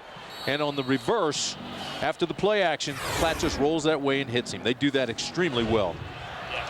It's the first down of the quarter for Colorado. We had a couple of successive 3-and-outs. Sipniewski, a 6th-year senior, many injuries forcing him to miss a full season, plus petitioning and successfully getting from the NCAA a 6th and final year of eligibility. Nice job by Charles to be patient, dance in the hole, get to the 44, give him 5. We'll have 2nd and 5 coming up. Mike, you're talking about all the walk-ons from Nebraska. How about Colorado, and especially Joel Klatt? He's one of the all-time great stories. Came as a walk-on, professional baseball player, gets here, and look what he's done. And they didn't know he was going to be the guy until just in one of their scrimmages they said, all right, we're taking the pennies off. We don't have to protect the quarterbacks. Let's just go. And this guy was so tough and so effective, they said, Joel Klatt's our guy. And you see all that he's done, 35 school records, first in all those categories. One of the all-time great walk-on stories. Just getting this 2nd and 5 playoff. Here's the pressure from Ickes, and that forces the screen to be incomplete, intended for Hugh Charles. 3rd down coming up. Tim, when you see all those firsts, obviously offense, more passing these days in college football, but start to think about the quarterbacks just in recent memory here. Coy Detmer, who's still hanging around in the NFL, and a lot of people compare Detmer to Klatt Darian Hagan, of course, much more of a running threat, and Cordell Stewart, who really led the Buffs through a wonderful run. So there have been good, productive quarterbacks over the last 15 years here. Well, you know what's interesting, Mike, look at this. I mean, I put a note down here when Gary Barnett said the quarterback is essential in the West Coast offense. And then I thought back how the West Coast offense came about, and it's because a quarterback went down, Greg Cook. They brought in Virgil Carter, and they needed to design one for him. Platt's pass is incomplete. We'll have fourth down. He was looking for Kloffenstein. It's where he goes when he needs one. Couldn't hit it there. The Buffs have not picked up a third down conversion. And they have not crossed midfield in this quarter. And the old black shirts from Nebraska getting it done. Boy, they just don't look like they're in sync. Just a zone defense. The ball was poorly thrown, but it was good coverage, I mean, out of the zone. But that's not a well-thrown ball. Courtney Grixby comes on back for the punt. John Torp hit 2 poor ones, then a better one. I know the average looks high, but he got a break because no one fielded it. Trying a middle rush here, and a penalty flag comes down. Well, this is on Colorado. It would be a 6th flag. Prior to the snap, a false start on the right guard of the offense. Unbelievable. The penalty is 5 yards, and it's still 4th down. You know, Gary Does that Barnett, expression tell you a lot? Yeah, he's a good coach. I mean, a really, really good coach. And his team runs disciplined offense, disciplined defense. Just surprised to see the amount of penalties they have, especially in Big 12 play. It's really hard to figure. So much of that is discipline and focus and concentration. Pressure on up the middle. Torp gets it away. Nearly a chance at a block. Grixby's going to field it on the hop at a 12-yard line. Make a nice decision and dance out to the 23-yard line. Good job to get the big hop and return it for 11. Mike, time now for the Pacific Life game summary. And boy, what a job by the kicking game. Jordan Congdon, 26-yard field goal. That tied the game at 3 after Colorado was out of the gates in a hurry. Corey Ross came back with a great 19-yard touchdown reception. This makes it 10-3 Nebraska, and Ross, great job. But then they come in with the big guy, Cody Glenn, 1-yard touchdown. Jordan Congdon again, this time from 30 yards out. He splits the sticks, and that's where we are, 20-3 Nebraska. Huskers take over, 2:48 left. They are out of timeouts. Corey Ross, who had that touchdown catch Tim just showed you, that's really going to be no gain as he's still around the 24-yard line. The story so far to me, Tim, has been this Colorado defense. Very good defense. Their passing stats were not as impressive as their run stats because they stopped the run, forcing people to throw, and the Buffs have had some leads in some games. But Nebraska has moved it almost at will here today. Tight end J.B. Phillips fought for that extra yard. Very nice mark, and he'll be close to the first down. Lorenzo Sims Jr.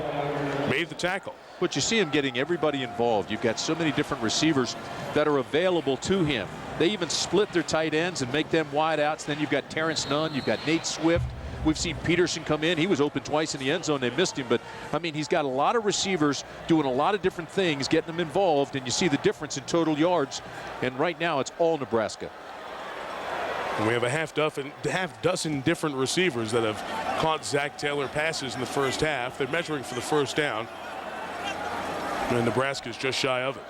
Well, you've got 3 different receivers that came into this game with 30 or more receptions for the Cornhuskers.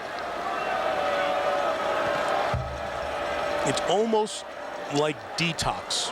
The system needed such change all the way through the core of it because it's all they had run, and they ran it as well as anybody had ever run an offensive system. But the game has changed. Yes. And with the game changing, you've got to stay up with it or everybody's going to pass you by. And so they were late doing that at Nebraska. Bill came in, and now he's got the updated offense, and he's trying to get it to go. But he's facing a lot of different people that are old school. It's not disrespect to Tom Osborne and Frank Solich because it was succeeding.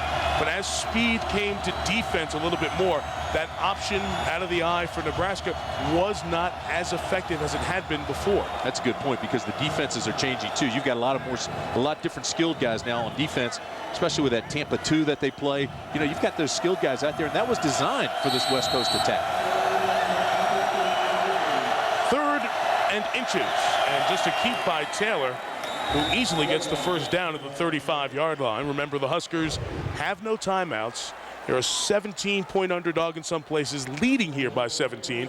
And near the conclusion of the game, Tim and I will select a Chevrolet player of the game from each team. Chevrolet will make a $1,000 contribution to each university's general scholarship fund. And if we can't agree, we'll let Susie Schuster break the tie for us. Here is Taylor from the 34, complete just for a couple of yards. Once again, it's the tight end J.B. Phillips out of Texas. Of course, they had Matt Harrion, a very good tight end, even in the other offense, the option I offense, but Harrion has been bothered by injury the last couple of years. Now wholesale substitutions out of the no huddle with 1.5 minutes remaining in the half. Taylor, who was behind his intended receiver Grant Mulkey and almost turned into an interception. Let's sneak in that Affleck answer now. Klatt with all those passing records, 35 of them. Who are the two who have set more during their days here in Boulder? You mentioned one of them, Cordell Stewart. That's right, with 36, and none. And the great judge. And the great judge, Byron Whizzer White, back in the 30s, 51 school records. Mike, this is a big third down for Colorado. They need to make a stop here, get the ball back. They'd have about 1:20 to work with on the clock in the half, and Klatt has been very efficient in the hurry-up offense. Buffs have 2 timeouts. First, they have to make the stop here on 3rd and long. Taylor hit hard as he threw it downfield, incomplete. Intended for Terrence Nunn. He took a shot from behind and the front as Brian Ewu brought the pressure. It's 4th down. They'll kick it away with 1:26 to go. This was good coverage, too, by Garrett Burrow. Still, Taylor wants to go there. Boy, that's a dangerous hit down on the leg. But it was only a step beyond the completion, I think. And he hangs in there and delivers the ball very tough, especially in that first game after suffering a concussion. The longer he can keep the play alive, guys will come open. Sam Cook to kick. Stephon Robinson back deep to receive. Can somebody make a big play? The Buffs need one here before the half. Cook, rocket shot. Happy to be at altitude. It'll be 63 with a net of 43 and no return. Well, tomorrow we start our college football doubleheader. Virginia or Miami, Oklahoma State, Oklahoma, South Florida, UConn on ESPN in primetime. North Carolina, Virginia Tech, and here on ABC, the BCS Spotlight game presented by ADT, Notre Dame against Stanford, or Georgia Tech. A lot of implications in many of those games. Several of those teams, including South Florida. I was just getting ready to ask you what you think about South Florida going to a BCS. Still alive for the BCS. If South Florida wins and then beats West Virginia in Tampa in 8 days, they would go to the BCS representing the Big East 8 years after Jim Leavitt was running the University of South Florida football program out of trailers before their offices were ready. No huddle, 2-minute offense for Colorado. First down to Kloffenstein, the tight end.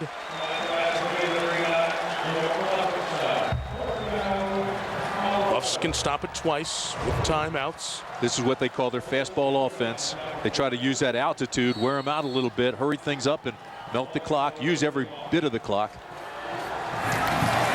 3 receivers against the 4-man rush, and one of those receivers, Dusty Sprague, fell down. Sprague is from Holyoke, Colorado, and that's a neat story this time of year because it's one of those right on the border of Colorado and Nebraska, and half the town is split. You'll see if you walk around Holyoke, folks in the Buffs colors, folks in the big red colors for Nebraska, and Sprague grew up in that atmosphere with a family divided.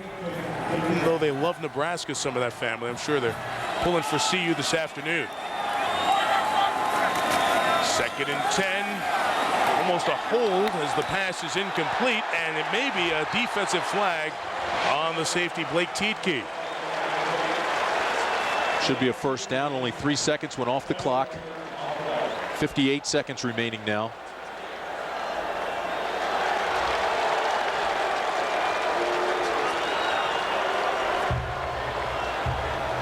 Bill Callahan. Pass interference on the defense, number 25. It's a spot foul and an automatic first down. It was not. It looked very close to a tip, but it wasn't.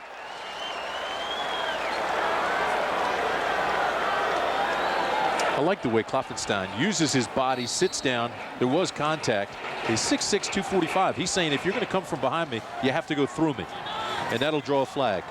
That's the tip he was looking for, and Adam Carricker didn't come. They missed a hold on the left tackle. Platt throws, intercepted, threw it in the flat, and was right there to take it away. So Klatt throws his 7th interception.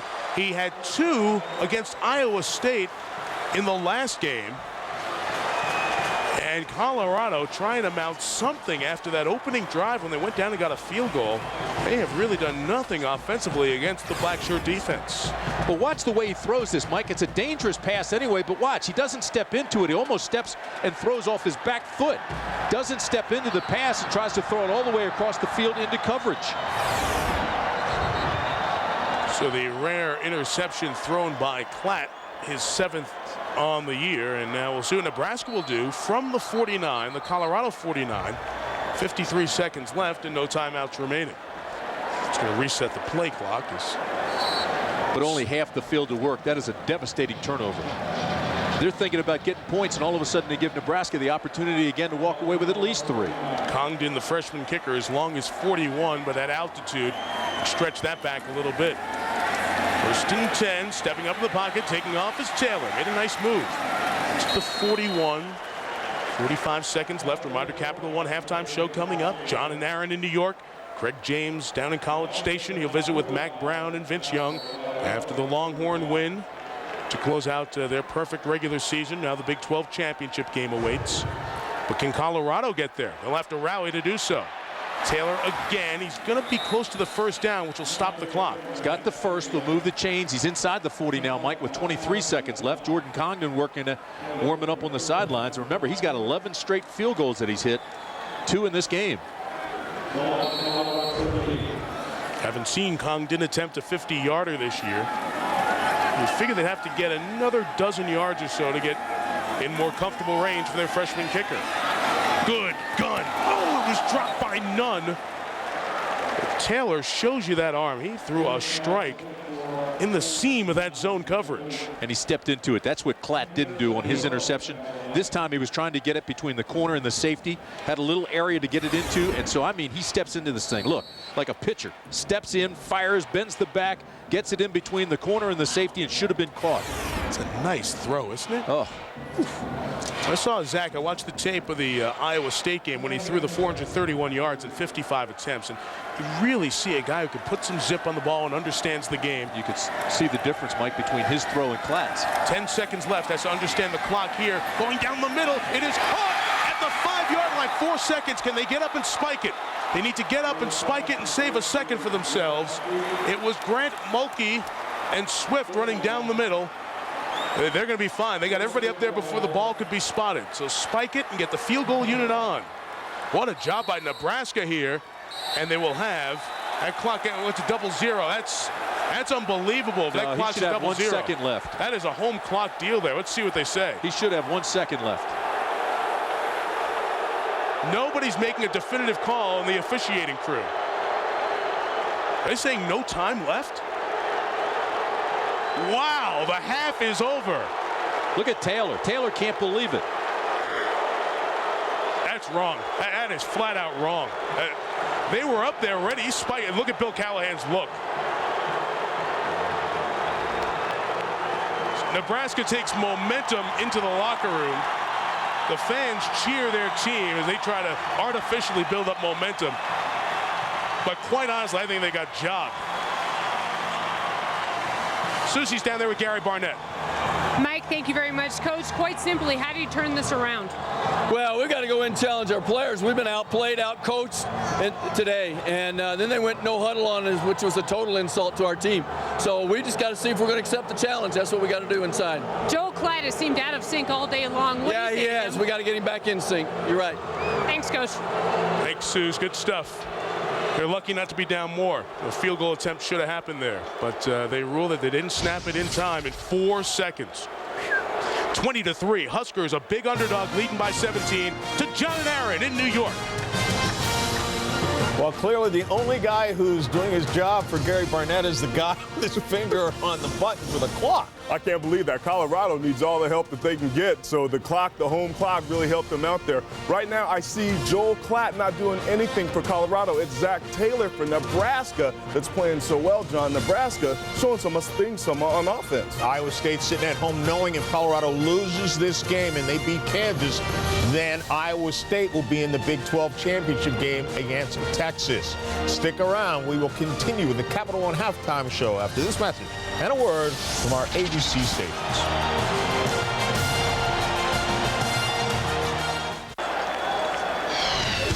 Colorado gets the ball first to start the second half. Nebraska leads 20-3 with Susie Schuster and Tim Brandt. Mike Tirico. Let's go back to the end of the first half. Nebraska scored 17 unanswered points in the second quarter. Should have been 20. They had an extra point-sized field goal that they absolutely had the opportunity taken out of their hands by the officials. Take us through the end of the game. Watch this. Now, this is the second to last play of the half. You see the time on the clock. That's interfaced with the scoreboard, so that's official. They run it down. Here's Mulkey, makes the catch, and watch. He's down right there. There should be 4 seconds on the clock. They keep the clock rolling down to 2. So they lost 2 seconds there. Taylor says, okay, clock stopped as they move the chains. I've got a chance to spike it and get the field goal unit on. But watch what happens. Now, as soon as they blow the whistle and put this ball in play, he's got 2 seconds to spike it. He steps back down, it's down, and there's 1 second on the clock. The ball's on the ground. There should have been 1 second left for the field goal kicker. And if you don't think 1 second makes a difference, tell that to Penn State, where they put one back and Michigan scored to beat them, or they would still be unbeaten. That is huge, and that was a mistake by the officials on the field. Yep.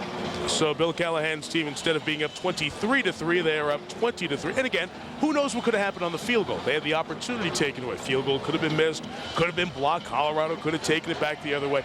But the point that we were talking about here at halftime, momentum was so strong in Nebraska's favor, and Colorado threw an interception at midfield.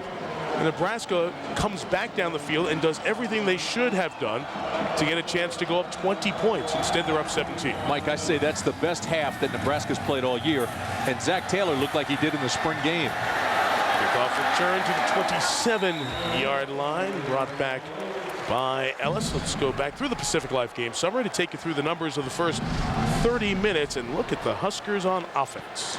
Well, and you look at the third down. Look at this. Colorado 0 for 6.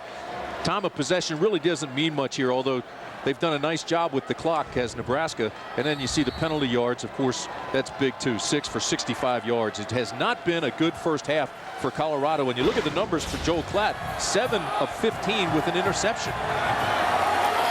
See if he can get going with one of his tight ends right here. First down, throw is caught. The dusty spray coming across the 38-yard line right near the first down marker. Tim, let's look at Klatt in the first half. Well, we give you the numbers on Joel Klatt, and again, we tell you 7 of 15, 1 interception. Here's that pick. He threw it all the way across the field. Not an easy pass to start with, but then watch his feet. He doesn't really step into it. He steps away from it. It doesn't have a lot of zip on it, and he wants it back as soon as he released it. Well, they should be stopping the clock to bring the chains out to measure. It's laying right on the 38-yard line. Should be a first down. Everybody looks at it, checks it out here on the field. And they're going to bring it out for a measurement.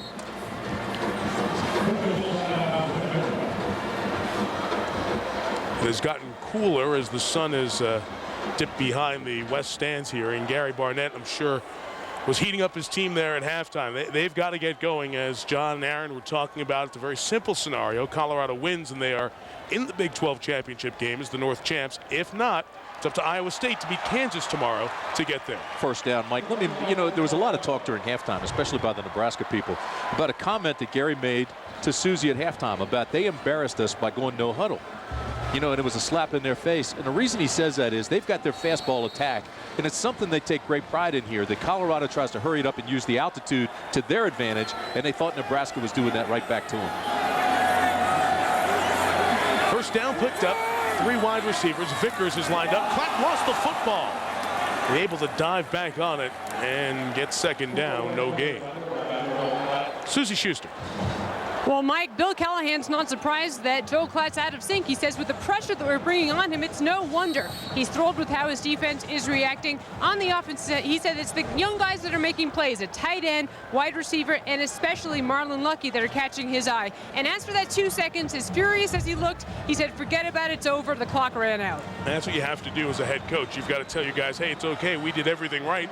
If we're in that situation again, it will work out. Vickers the lone back, 2nd and 10. Klatt quick toss, cannot be engulfed by Kloffenstein, the tight end. We'll have 3rd and 10 coming up. In Colorado, as you said, Tim, these offenses are similar, and one guaranteed trait of the West Coast offense is timing and rhythm. And it hasn't been there for Colorado since that first drive. And you're starting to see the frustration of Joel Klatt. He throws this ball and he's saying, hey, listen, Joe Kloppenstein, you've got to go and make that catch. You can't stop. Keep running your route. So he kind of chastised him there as he came back to the huddle, and I think that's more frustration for Joel Klatt than anything else. He's like having a coach on the field. You hear that so often, but he's from a coaching family. His dad is. Now he's looking at a lot of pressure from Nebraska. With man coverage downfield, Klatt hit as he threw. It's incomplete. Daniel Bullocks brought the safety pressure. And that man coverage only has to hold up for 2 seconds when you're knocking the quarterback on his back. Boy, you got to give a lot of credit to this defense. I think Callahan's right. It's his guys that are causing this. You can see that Joel Klatt is not comfortable, and he's getting hit every time he throws it. Whether he's sacked or not, they're having a big effect on him because he is hurrying everything. John Torp on. As mentioned, Torp is a finalist for the Ray Guy Award. Goes to college football's best punter. He's one of the 3. And the kicker, Mason Crosby, is a finalist for the Lou Groza Award to the top kicker. It's a rare honor that a school has both, and you might say, well, at altitude, that's going to happen. Well, their numbers on the road have been just as impressive as their home numbers this year, except for the last couple of games when Torp has had to deal with some wind, as can happen in the Big 12 late in the year. This, again, not his best kick. Grigsby from the 19 made a man miss, and the flag comes down. That man who missed was helped because it was a hold.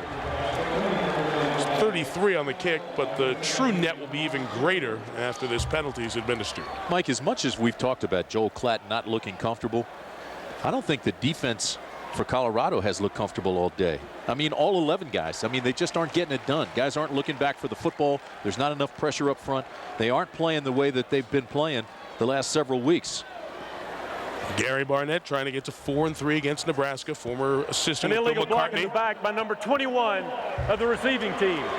The penalty is half the distance to the goal, and it's first down. Titus Brothers, sophomore out of San Antonio, does just that. There he is, 21 in coverage. Hands on both sides of the body. Telltale sign, especially against black jerseys. You can see it on those white numbers. Now the fans trying to help the Buffs defense as Nebraska has its worst starting position of the day. From the 9, Marlon Lucky sent back from whence he came. And Colorado needing to make a play, trying to get it done with defense. Thaddeus Washington getting great pressure, a lot of emotion down there. They did it on the first down. Now they've got to do it consistently. Washington is their top tackler, went to the same high school as Cordell Stewart. Pulled their guard didn't get over in time, and look at the follow-up by Thaddeus Washington. Tuck that tail, sky the eyes, and drive right through the ball carrier. That's a piece of apple pie for a linebacker. Somebody going to hold you up? Terrific. Saw those pies you guys handed out last night. Didn't bring me one. Here's pressure again. Same guy. Is it a safety? They'll mark it on the 1. Yep, they will. The same man coming through. Washington, the top tackler, gets his 5th sack of the season. Well, I can tell you right now, the defense already is different, and they're playing with bad intentions right now. Again, Washington gets great pressure, and his butt hit at the 1. And yep. That's where they place the ball. It's the same concept as forward progress, and that's where he was. Now 3rd and goal, and listen to these fans. They will light them up down here.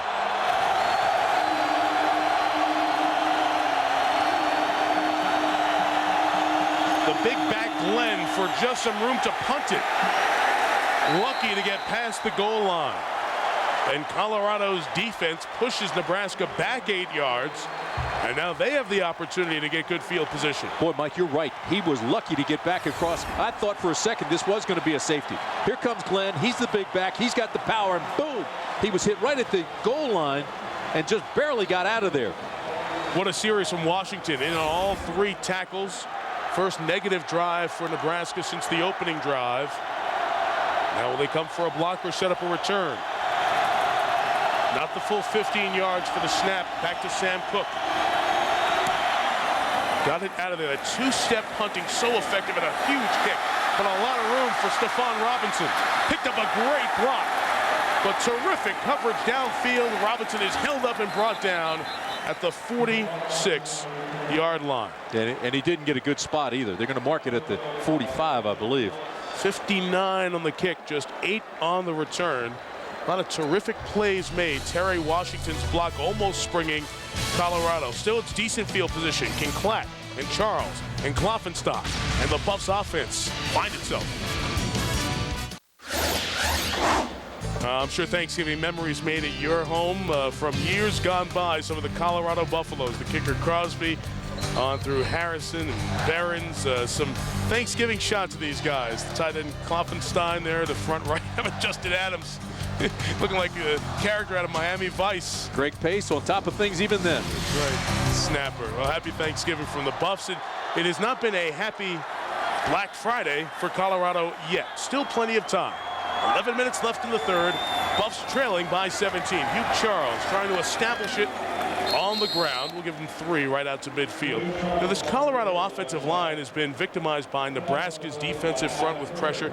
They were challenged this week because Colorado's offensive front was really dominated by Iowa State defensively. We've seen Iowa State and Jason Berryman, a very good defensive player. The guys up front, O'Neal and Harrison, and Daniel Sanders getting the start today, Fenton, Daniels, Moore, they didn't have their best game, and they stood up in their coach representing them in front of the team and said, we're sorry, we didn't get the job done against Iowa State. We'll do better. They haven't yet.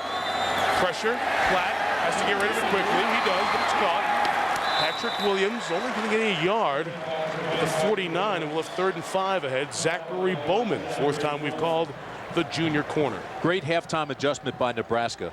That waggle play was very successful for Colorado in the first half because they were running. Nebraska's defense was running themselves out of the play, and he'd come back on that little naked reverse and throw the pass. That time they stayed at home and got into his face before he threw it, and there was good coverage as well. Numbers for Klatt in his final game here in Boulder. There will be a playoff game. The question is, will there be a Big 12 championship game? Woo! Lawrence Vickers, the seniors, the lone back. They've overloaded. Pressure again. That ball's on the ground. It is free. And the Buffs get it back. But Nebraska is just dialed in right now to the Buffs. And Colorado hearing it. Well, it's actually the Nebraska fans chanting for Rude. Dialed in is an understatement. I mean, it's almost like they knew what the play was before it was snapped. Watch Rude, 51, come in. He's there almost as fast as Joel Klatt gets the ball from center. Wow. Bo Rude, brother of Barrett. History of rock and roll. That's a favorite class. Never had the opportunity to take that. It fitted under my major, but continuing the family tradition, as has happened so often at Nebraska. So Colorado had its best field position of the day by 16 yards, and they went backwards. Grigsby at the 11. No block in the back. Works the return across the 20 into the 23-yard line. Nice dozen-yard return after a kick of 45. Well, Grigsby's dangerous, isn't he? He's fun to watch. Like he's tap dancing on a light bulb. His feet just tap real quick. 49-year-old Bill Callahan watches Grigsby get the job done with his quickness, and Bo Rude come through to knock it away from the quarterback Klatt as the Buffs offense has gone stagnant.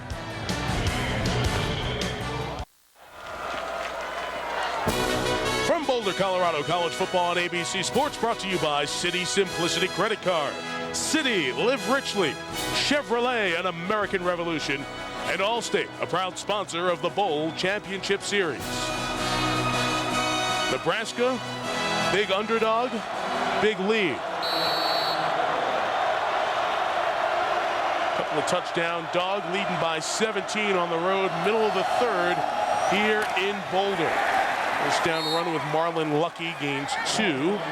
2nd and 8 as both defenses have settled in here. Thaddeus Washington, 4th time we've called him on 4 Nebraska snaps in this half. Almost like they used their left guard, Greg Austin, as a decoy. He pulled out of there and went wide like the play was supposed to go around the outside.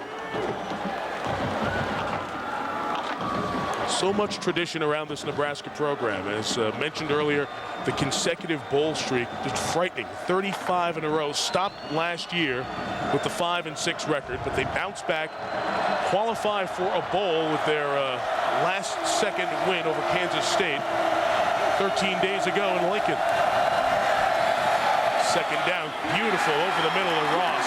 Running back into the clear across midfield. Corey Ross, first down at the 48. Here's John with an update on the number 4 team in the BCS, LSU.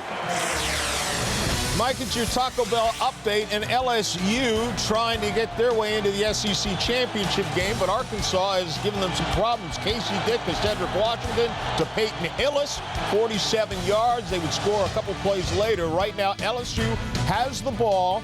There's under 5 minutes to go, and they're clinging to a 2-point lead. Mike.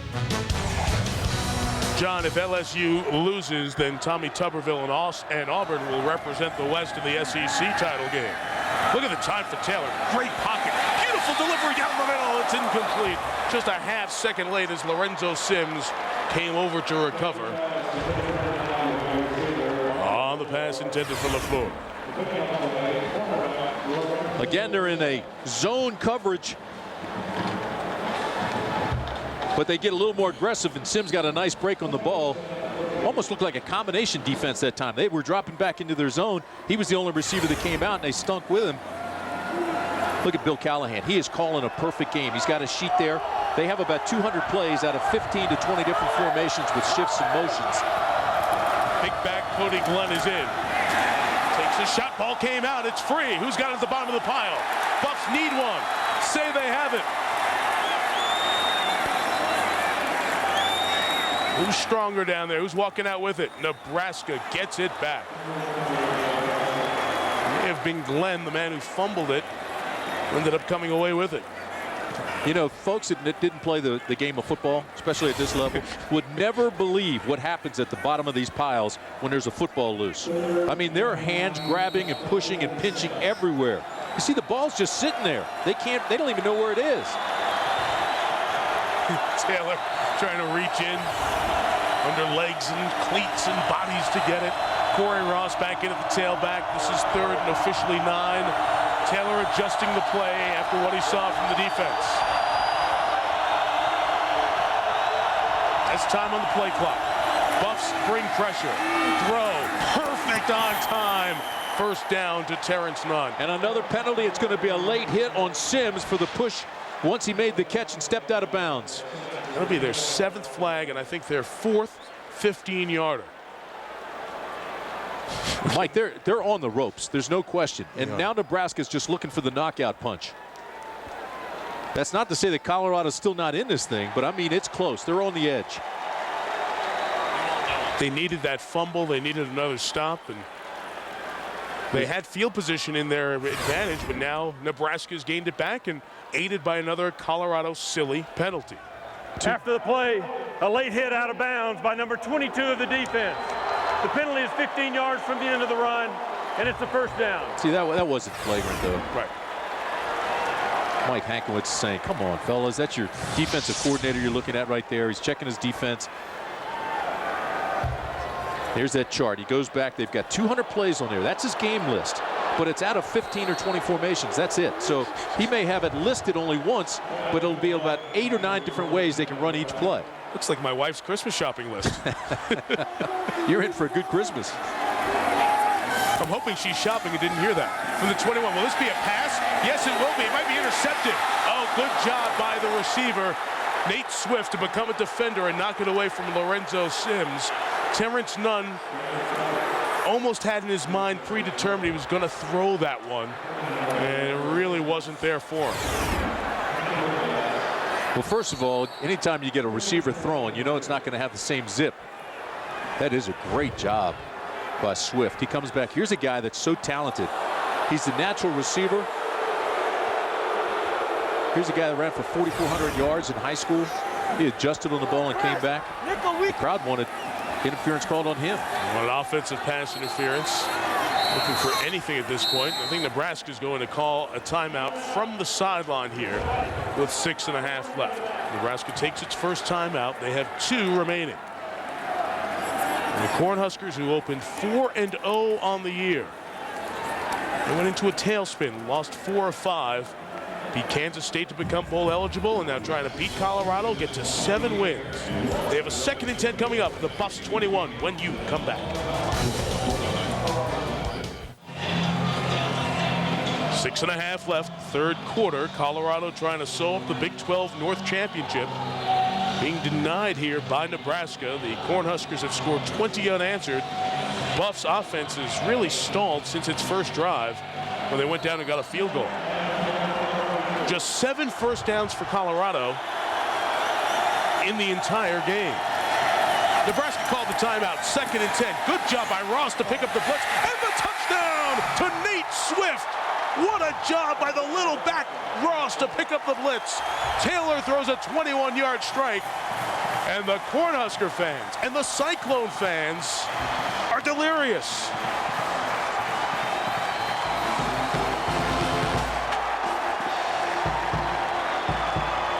What a great run and route by Swift.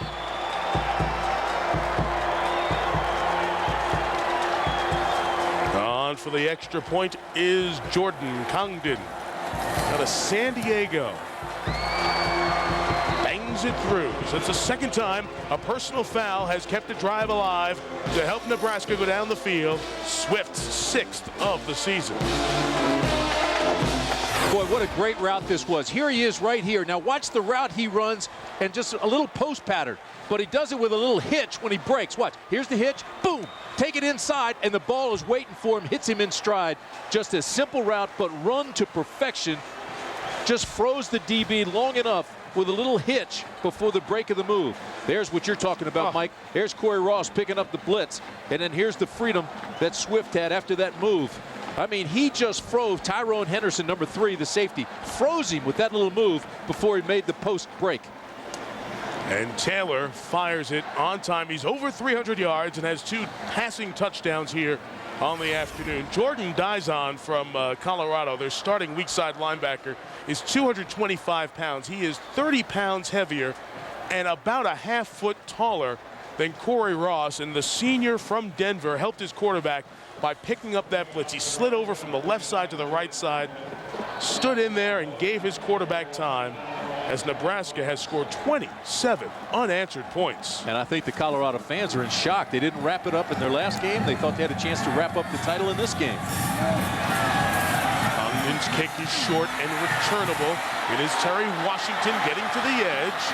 Hemmed in, but keeps it alive. Nice return by Washington out to the 40-yard line.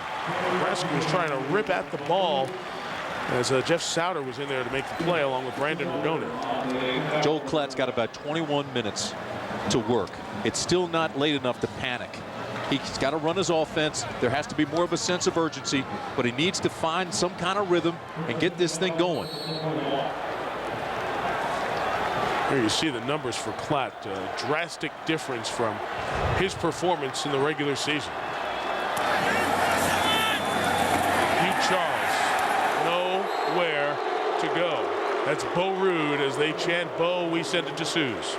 Well, Mike, a strange observation. Usually Joel Klatt is right in the midst of his offensive huddle, and Dave Borbley, the O-line coach, and Sean Sims, the running backs coach for Colorado, calling a meeting. Joel Klatt was nowhere to be seen. In fact, they had to send several players off to find him. He was as far away from the ball as possible. This is just before Nebraska scored. It was strange because he's always on top of his offense. Some players looked downright annoyed. Joel Fonda came back into the huddle, and then he switched gloves before he went back out. Why is that important? Well, he's a former baseball player, very superstitious, very careful about any kind of changes to his routine before a game. Yeah, interesting. He's not wearing any gloves now, but he's, you can tell he's been frustrated. The other thing is, he's just a little bit down on himself. It's his last game here in Boulder, and so I can understand why he was trying to separate himself, but he's got to get that out of him right now. He's got to forget about it, and he's got to play. Their last 7 drives, 6 3-and-outs, 1 4-and-out. That's not productivity. They haven't kept the drive alive. They rushed with 4. It is caught by Sprague. The spot should be enough for the first down. It is. Forward progress has it. Well spotted at the 48-yard line. A first down grab by the sophomore Dustin. And it moves the ball, Mike, across midfield. They go to their playbook. They open this thing up. And now it's like running downhill. Now you can really open up against Nebraska because you have half a field to work with. And they're going no huddle here. Patrick Williams, one of the 3 receivers in. Nebraska's been wise to the 2 tight end set. Klopfenstein went down the middle and was almost intercepted as he made another dangerous pass. Corey McEwen, the middle linebacker out of the Chicago suburb of Naperville, was there to break it up. comes a point where I'm going to tell, if I'm Kloffenstein, I'm going to him and I'm going to say, hey, look, Joel, just throw it to me. I don't care who's open, just throw it to me, because I don't think he's missed a ball yet. When they throw it to him, he's making the catch. Kloffenstein and Sprague have 3 grabs each. It's a poor passing performance of the Buffs, just 11 completions and under 100 yards. Latter stages of this third quarter. And now they're almost exclusively pass. Platt escapes one, not the next one.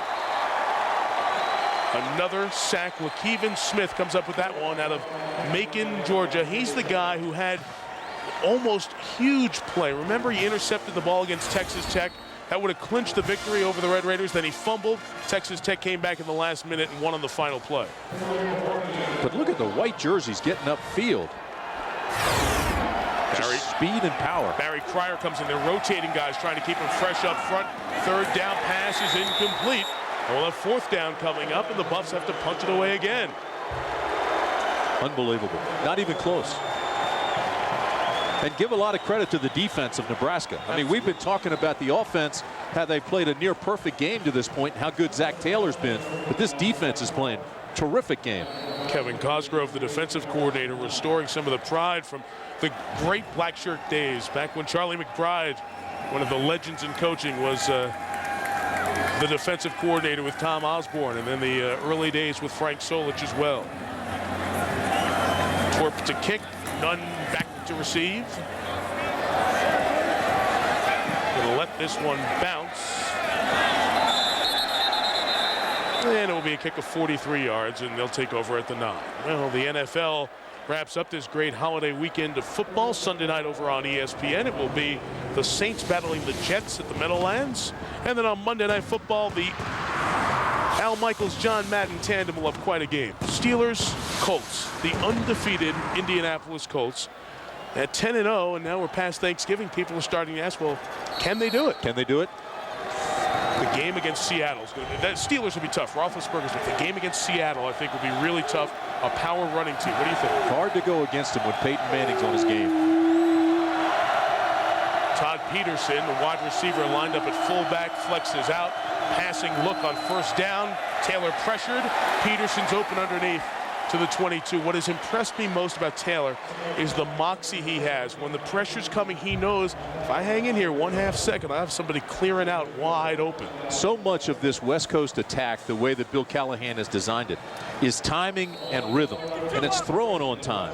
And it's 1, 2, 3 step throw a lot of times with the short dink and dunk passes. And Taylor has done that so well. He's been in sync, he's been in rhythm, he's throwing on time, and he's been very, very effective. Just remember, before 2004, a Nebraska quarterback had never thrown for 300 yards in a game. Joe Daly, as we have a whistle here, as something was thrown, perhaps. We'll reset the clock. A plastic football was thrown from the stands. Joe Daly was the quarterback last year and left after a little battle in the offseason once Taylor was brought on board. He did it twice, going over 300 yards, and Taylor's done it, including 400 this year. 1st and 10. Again, a pocket, and again it is Ross. You don't care who wins a football game when you come to a national broadcast and you're neutral, but it's great to see a kid come back to Denver and play so well in his final Big 12 game. Back to John for an update. Mike, Arkansas is marching for what would be a game-winning field goal. First, they take a sack, and then Casey Dick this time just puts it up in the air. Laron Landry steps in front of it, has the interception. LSU runs out the clock and wins it 19-17. So LSU is headed to the SEC championship game against Georgia. Thank you, John. That'll be next week. First down run with Marlon Lucky, as Ross had to come out of the game. Ross is being looked at. Lucky gets nothing. For a lot of those people sitting back saying, can LSU leapfrog Penn State in the BCS? This is not going to help LSU, because you look at the schedule, the strength of the schedule, how they win, if they win, that type of thing. Right now, Penn State sitting in the clubhouse looks pretty comfortable at 3, waiting for one of the top 2 to stumble. Looked that way for a while, if you weren't with us earlier today on ABC, as they continue to look at Corey Ross. Texas was pushed a lot harder than people thought by Texas A&M, able to outlast the Aggies by 11, 40-29.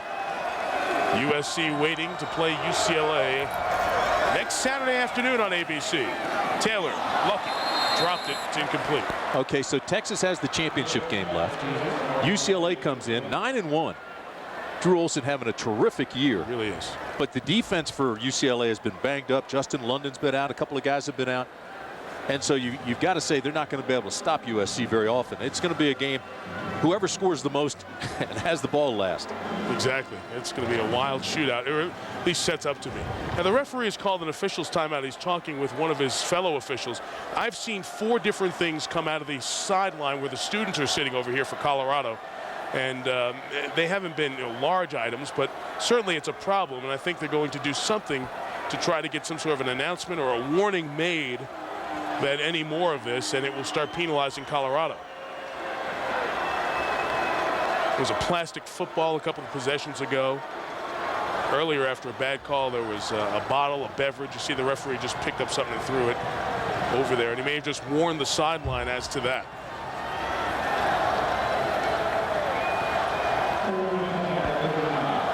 Third and 10 here with 3:11 left in the third. We saw the Colorado defense come out, be very emotional to start this half. And we've seen that emotion start to wane here as the third quarter starts to wind down. And they're starting to feel this thing slipping away. And then we get another thing thrown from over there on that side. And the back judge stopped the game here to come talk to the referee. I don't know if the clock had started, but something else was thrown. Please reset the clock to 3:11. So they put 10 seconds back on the clock. One of those little yellow pom-pom shakers was tossed, and a Colorado player picked it up. If the officials had not seen that. No, the clock operator did one thing right today. If you weren't with us before halftime, a very quick trigger by the clock operator cost Nebraska a field goal opportunity. This is 3rd and 9. Good pressure by the Buffs. Off the hands of Lucky and incomplete. And Colorado's defense able to make a stand and force Nebraska to kick it away.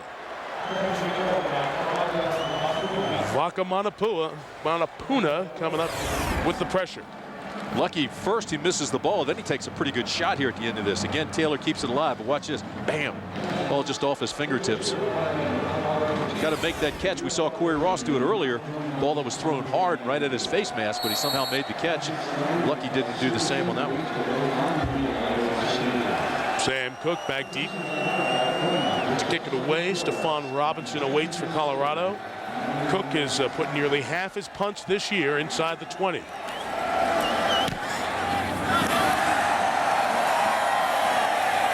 Robinson at the 11.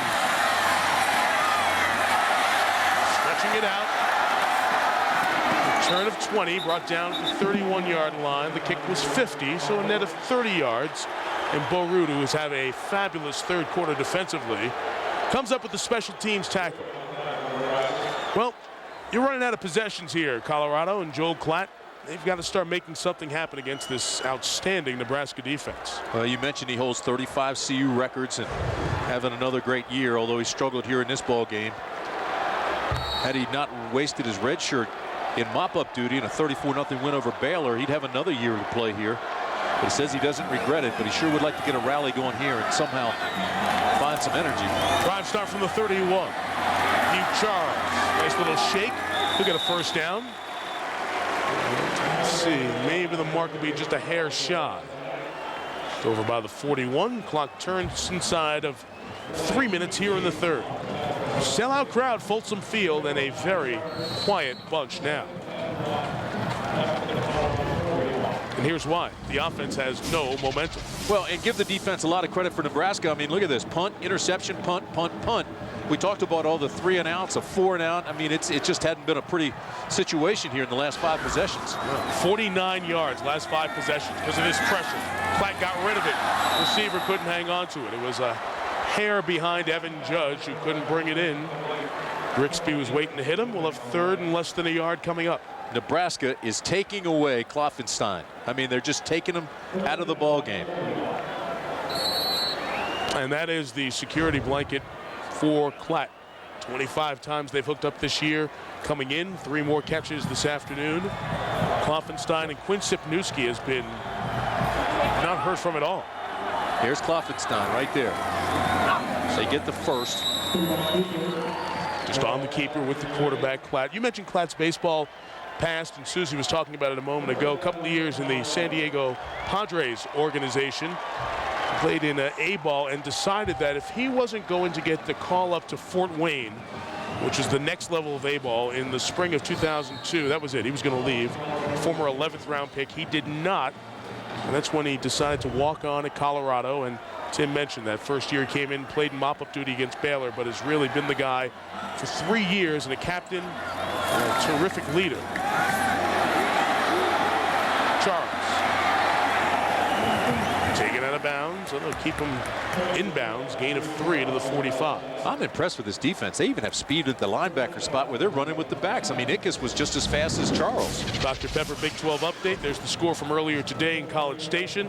Iowa State, Kansas could be for getting to the Big 12 championship game if this score holds up on ABC tomorrow afternoon. You'll see Oklahoma trying to close out its season at home in Norman on Senior Day against Oklahoma State.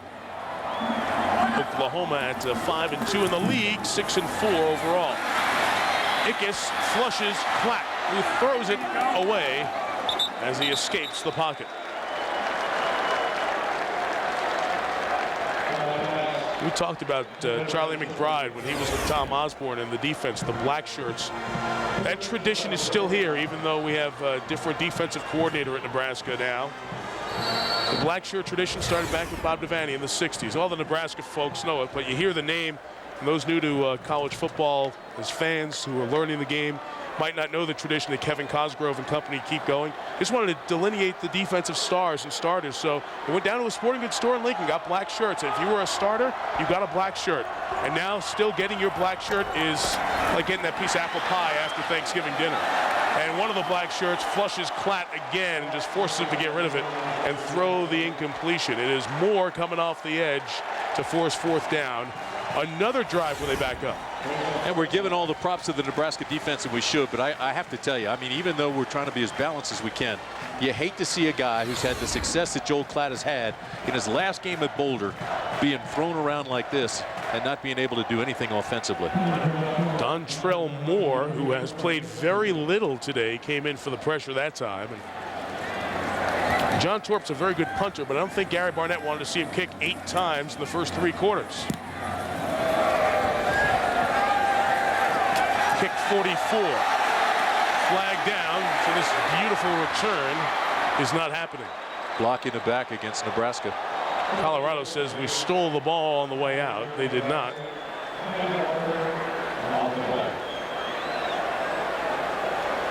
As the return man, Courtney Grigsby, got a little bent around on that return.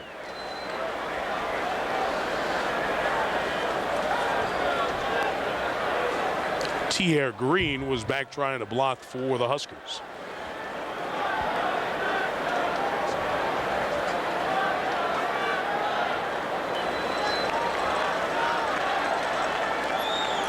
So it'll back them up inside the 10.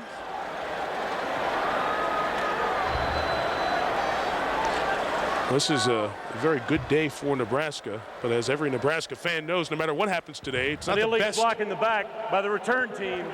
The penalty is half the distance to the goal from the spot of the foul, and it's a 1st down. Not the best November 25th in the history of Nebraska football. I don't care if you beat somebody 83,000 to nothing.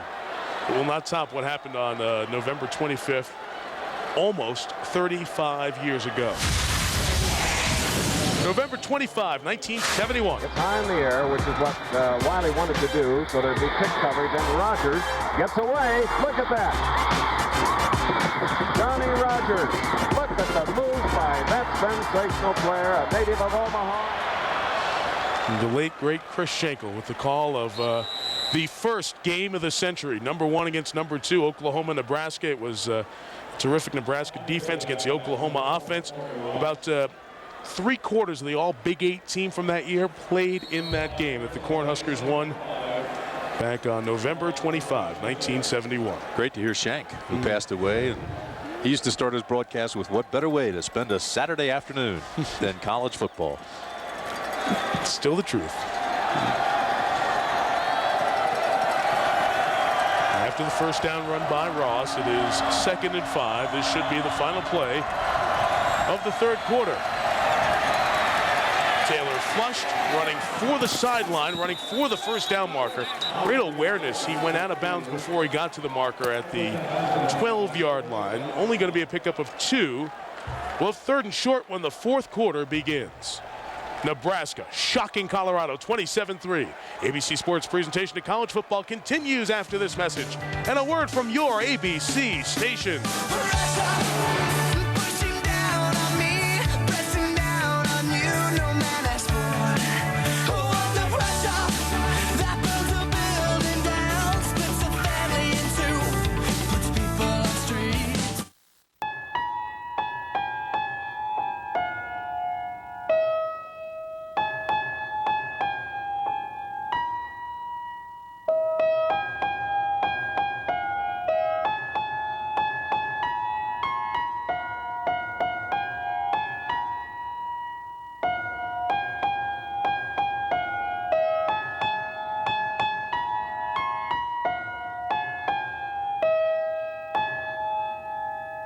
Your home for Husker football, KTV Channel 7.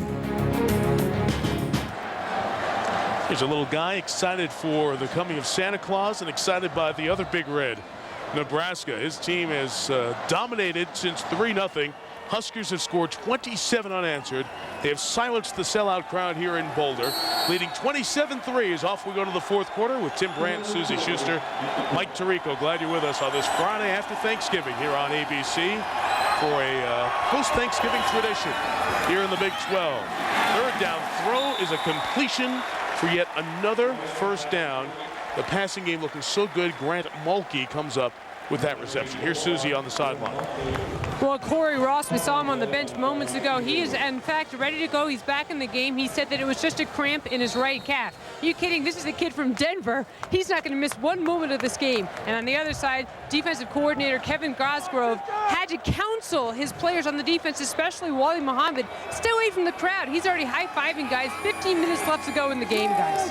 They've shut him down. They've got to maintain their focus as Marlon Lucky comes in, Suze, and runs it for 4 yards. Tim, that certainly has got to be the surprise coming in here, is that Colorado, since that first drive, it was one running play that got him down into field goal range, hasn't even come close to doing anything positive. Well, they haven't, and we've complimented Nebraska's defense, but I mean, this offense has just been sensational. They told us this week about how Colorado doesn't play much man defense, and so they said, you know, the crossing routes in the middle are going to be very, very important in this game, and they've worked that game plan to perfection. 2nd and 6. Here is Lucky running to the left side. He is stood up. Not going to go anywhere. Gary makes the tackle. James Gary, senior. Captain, one of the group in there. Mike, Nebraska's game plan does change now, though, with 13:45 to play in the game. Now it goes from attacking to melt the clock. They're not going to be in a hurry. We saw them go some hurry-up attack first half, and it upset Gary Barnett. But they won't do that now because they want to melt the clock, shorten the game, and get out of here with this win. 3rd and 5. Terrific passing day for Taylor. Adding to it with the throw to Ross against a linebacker. They have destroyed the Buffs with that play all day. And that's what we're talking about. They say because they don't play much man, crossing routes and hit the middle. And that's what they're doing. They've been hitting the middle. They've hit some touchdowns there. They've hit some big gainers there. Now they move the chains and get a first down there. Gain of 20 takes more time off the clock. New set of downs. Just get it, step up. It almost looks like they're in practice now on 7-on-7 drills. How about Corey Ross? Well, first job as a shoe salesman. Sign language is favorite class. And TD's story is his favorite book. So, I mean, he's fun. He's a fun guy to talk with. And I couldn't believe how tiny he was yesterday when we were talking to him. What would you expect for a kid who, during his high school days here in Denver, was watching the Broncos in their great run? Perfectly timed out pattern completed to Nate Swift. Shy of the first down. 4th grab for Swift. Well, going into last year, there has never been a 300-yard passing game at Nebraska. Joe Daly did it twice last year, including this game against Colorado. Today, Zach Taylor's at 376. Against Iowa State, he had 431. That was on 55 pass attempts. He's only thrown it 37 times today. has been extraordinarily efficient and accurate as well. Ross stopped, loss of a yard, 3rd and short 4, long 3 coming up. All the life out of the Buffs. They had everything to play for. They were hoping to beat Iowa State in Ames 13 days ago and win the Big 12 North. A very bizarre game. Lightning strikes, tornado warning in Ames, so the game was delayed to start. And Colorado really had a couple of gift touchdowns and points they gave Iowa State. Unsound in special teams. Iowa State wins that game, but still the opportunity back at home to take care of business on their own, beat Nebraska, get to the Big 12 title game. Taylor scrambling, picks up the first down at the 46-yard line. Mike, watch what happens now. The next time he goes in the huddle and calls a play and he comes out.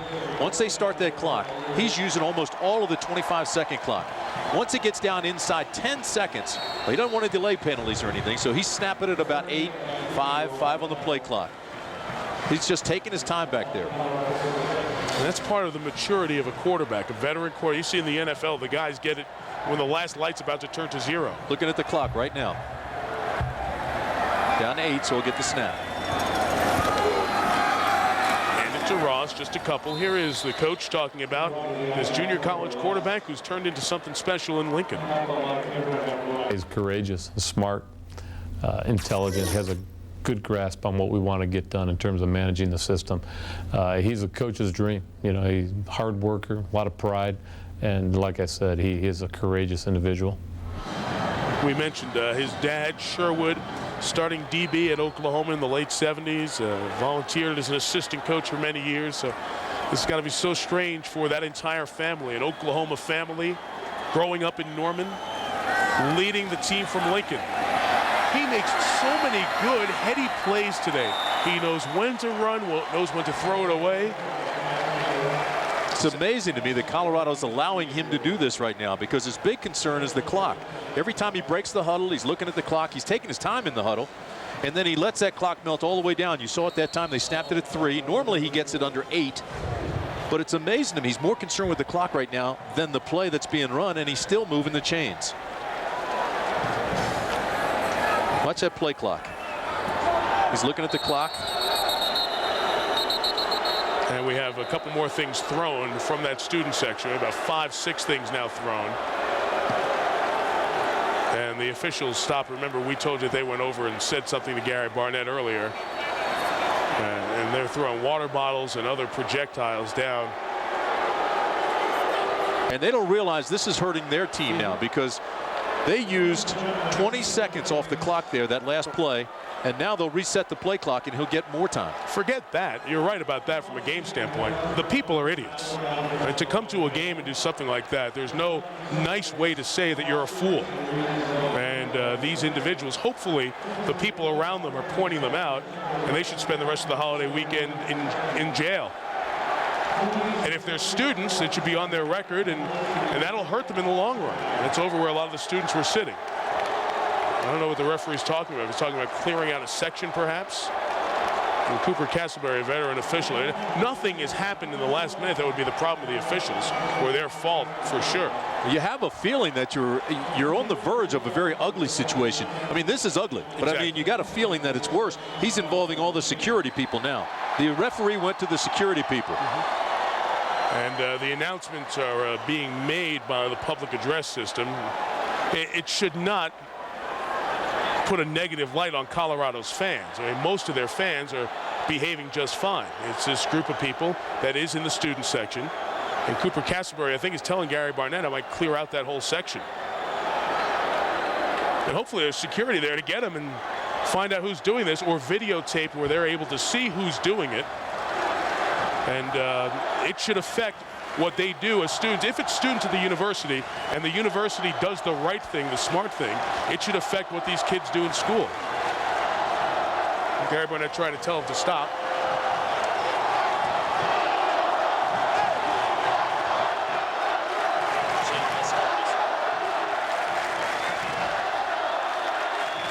Nebraska fans chanting "Let's go Huskers," trying to influence their team in a positive fashion. The officials have stopped the game. What an embarrassment. What an absolute disgrace and an embarrassment. As this gets sorted out, here's John in New York with an update. John? Mike, it's the Pontiac game-changing performance update, and it's Terry Richardson who takes off 71 yards on this return. Arizona State has just kicked a field goal, and it's gone final now. Arizona State knocks off Arizona 23-20. Nominate your Pontiac game-changing performance at ESPN.com. Keyword Pontiac. Mike, back to you.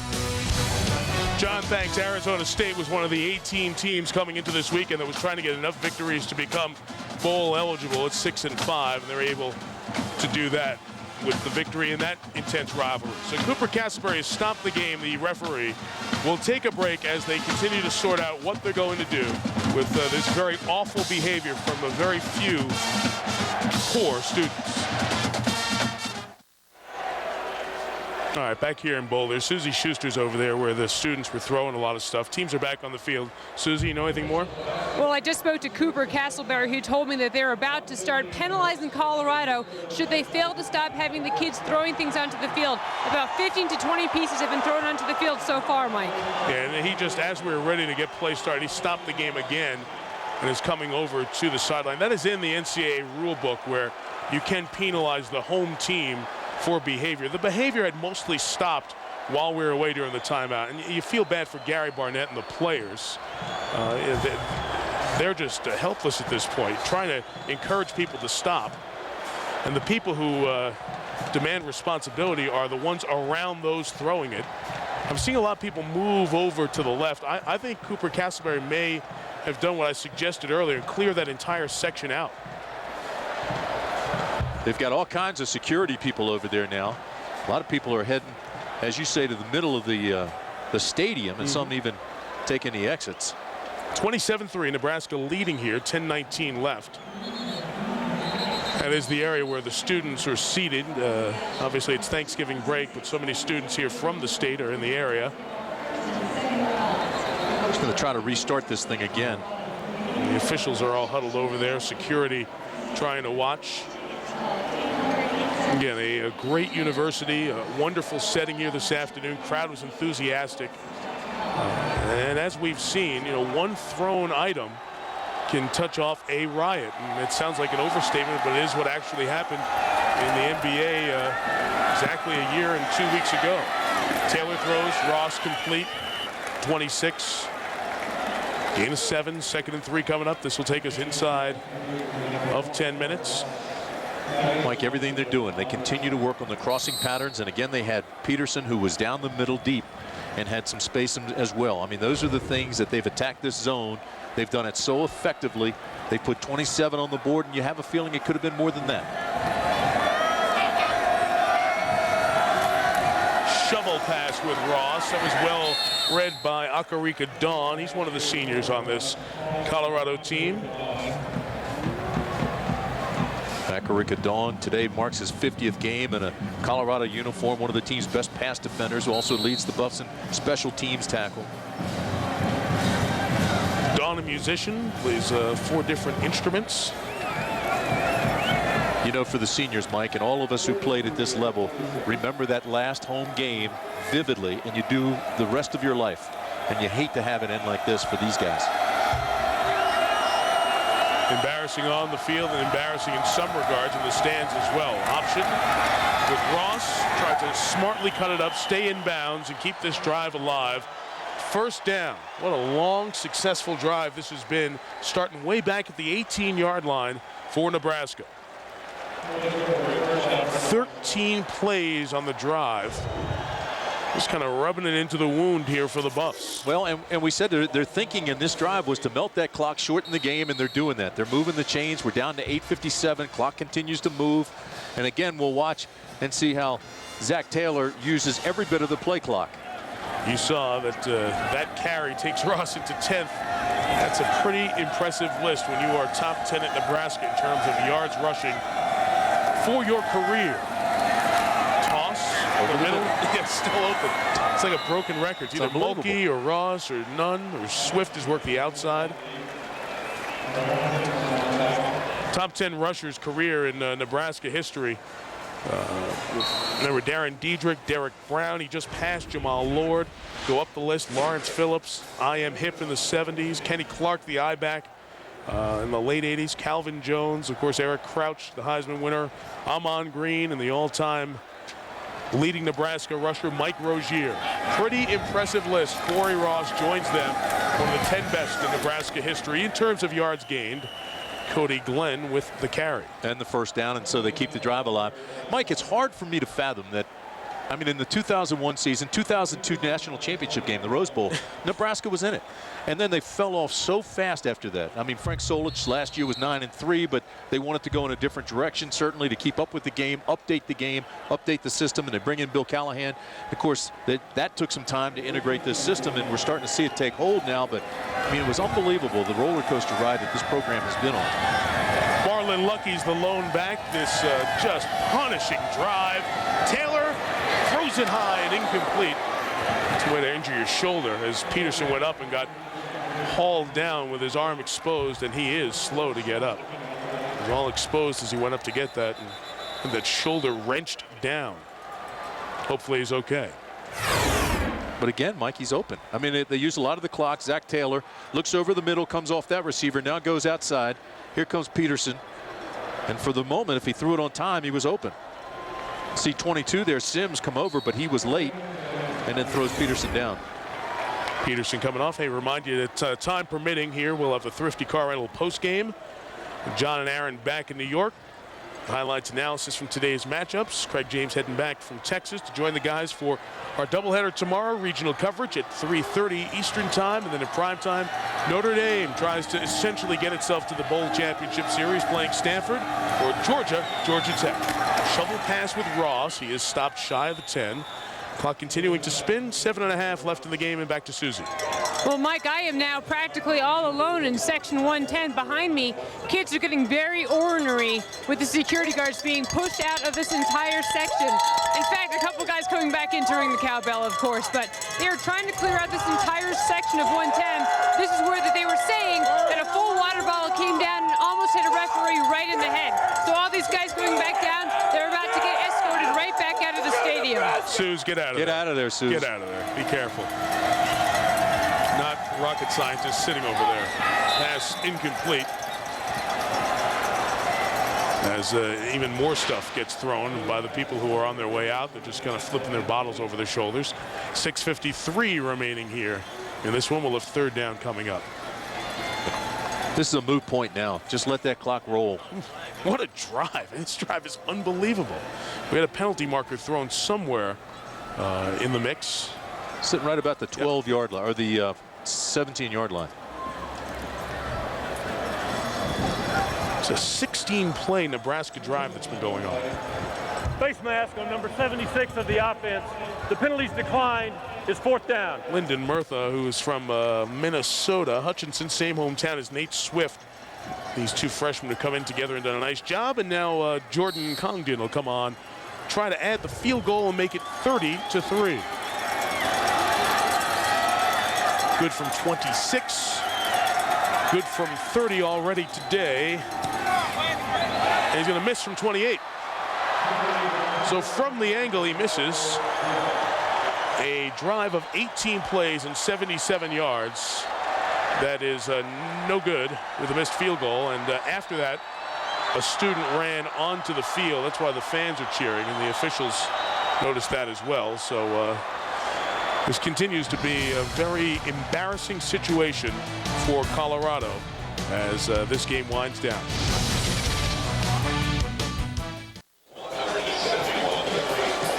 From the beautiful city of Boulder, college football on ABC, brought to you by Pacific Life. For insurance, annuities, and investments, choose Pacific Life, the power to help you succeed.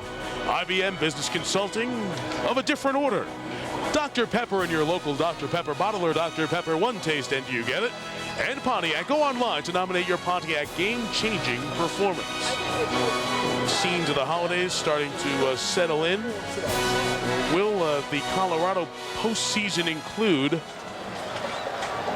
an appearance in the Big 12 North Championship game? It's up to Kansas now. Kansas is going to have to beat Iowa State, barring an unbelievable comeback by the Buffs. Colorado takes over, 1st and 10 at its own 20. This is the first Buff snap of the 4th quarter. Platt throwing the deep ball. Incomplete. Bowman defended. Pass intended for Dusty Sprague. Take a look at the Pacific Life game summary. Bring you up to date a little bit. How about Zach Taylor? What a day that Zach Taylor has had for the Cornhuskers. 392 passing yards. Doing it on crossing routes and straight down the middle. Little post patterns. Here he hit Corey Ross. Corey Ross had a big day. Little guy, hide and seek guy, hides behind the big guy, seeks the hole. Then he comes back and he goes after Nate Swift. This is a 21-yard touchdown strike on the post pattern down the middle again where they split the safeties. Just a terrific day for Zach Taylor and for Nebraska. 2nd and 10 for Platt. Completes it to Patrick Williams, the freshman, taken out of bounds at the 24-yard line. 3rd down coming up. There is Zach. So it's funny, just 2 weeks ago in Lincoln, Steve Peterson, the athletic director, formerly at Pittsburgh, he was in the hot seat and really having to answer questions about should Bill Callahan come back next year? Should he be fired? Amazing turnaround here, how quickly, I'm sure, the phone calls, there's no movement on the left tackle. The phone calls, the reaction of the fans will be drastically different after this one, beating your rival in the division. Foul. Number 79 on the offense, a false start. The penalty is 5 yards, and it's still 3rd down. Gary Moore, the senior, who's a singer, whose dream is to be on American Idol. Mike, Bill Callahan has to have time to get the players to make this system work. I mean, we're starting to see the effects of it now. He believes in it. You can see what it can do by today's performance. He gets some more players in here that are designed for this kind of offense, and then get the defenders that he needs. And he's just starting to do that. He's only been there 2 years. So, I mean, you've got to start working this thing a little bit. Give him some time to get the right guys in here. Essentially what's happening at Nebraska is they're learning a new language. After speaking the same language for about 3.5 decades, sure, at a very fluent level, by the way, and nobody ran option football like the Huskers did over the years and over time. Play clock down at 0. Delay of game before the missed snap here. It's just a nightmare. Prior to the snap, a delay of game on the offense. The penalty is 5 yards, and it's still 3rd down. John, what do you have for us over there in New York? Mike, it's a singular All-America Player of the Week update, and here's a guy who came up on the losing end, but he had to step in. It's the freshman Stephen McGee, who was in for Reggie McNeil, had a great day rushing the ball, 2 touchdowns, 24 carries, 108 yards. A&M still came up short, but Stephen McGee had a great day. Text the word VOTE to 87654 now on your singular phone for your ballot and a chance to win a trip to the national championship. Maybe you can hang out with John. John will be there. Championship game, of course, the Rose Bowl. As we get to the Bowl Championship Series, here's another pass that is misconnected. Intended for Dusty Sprague. That ball was catchable. Sprague dropped it. Another bottle comes on. Just misses the side judge. What a disappointing day for Joel Klatt and the rest of the seniors of Colorado. 20 seniors. 10 of them were walk-ons at one point. Seniors who had been through a lot, very tumultuous time in the program, going back over the last couple of years, well documented. A group that bonded together. Joel Klatt was the face of the Colorado football program from a player standpoint amidst all the adversity, as the punt is fair caught at the 47. So popular, so well liked. Married 6 months ago. Set up for a special senior day here to win the Big 12 North, except the Husker defense got in the way.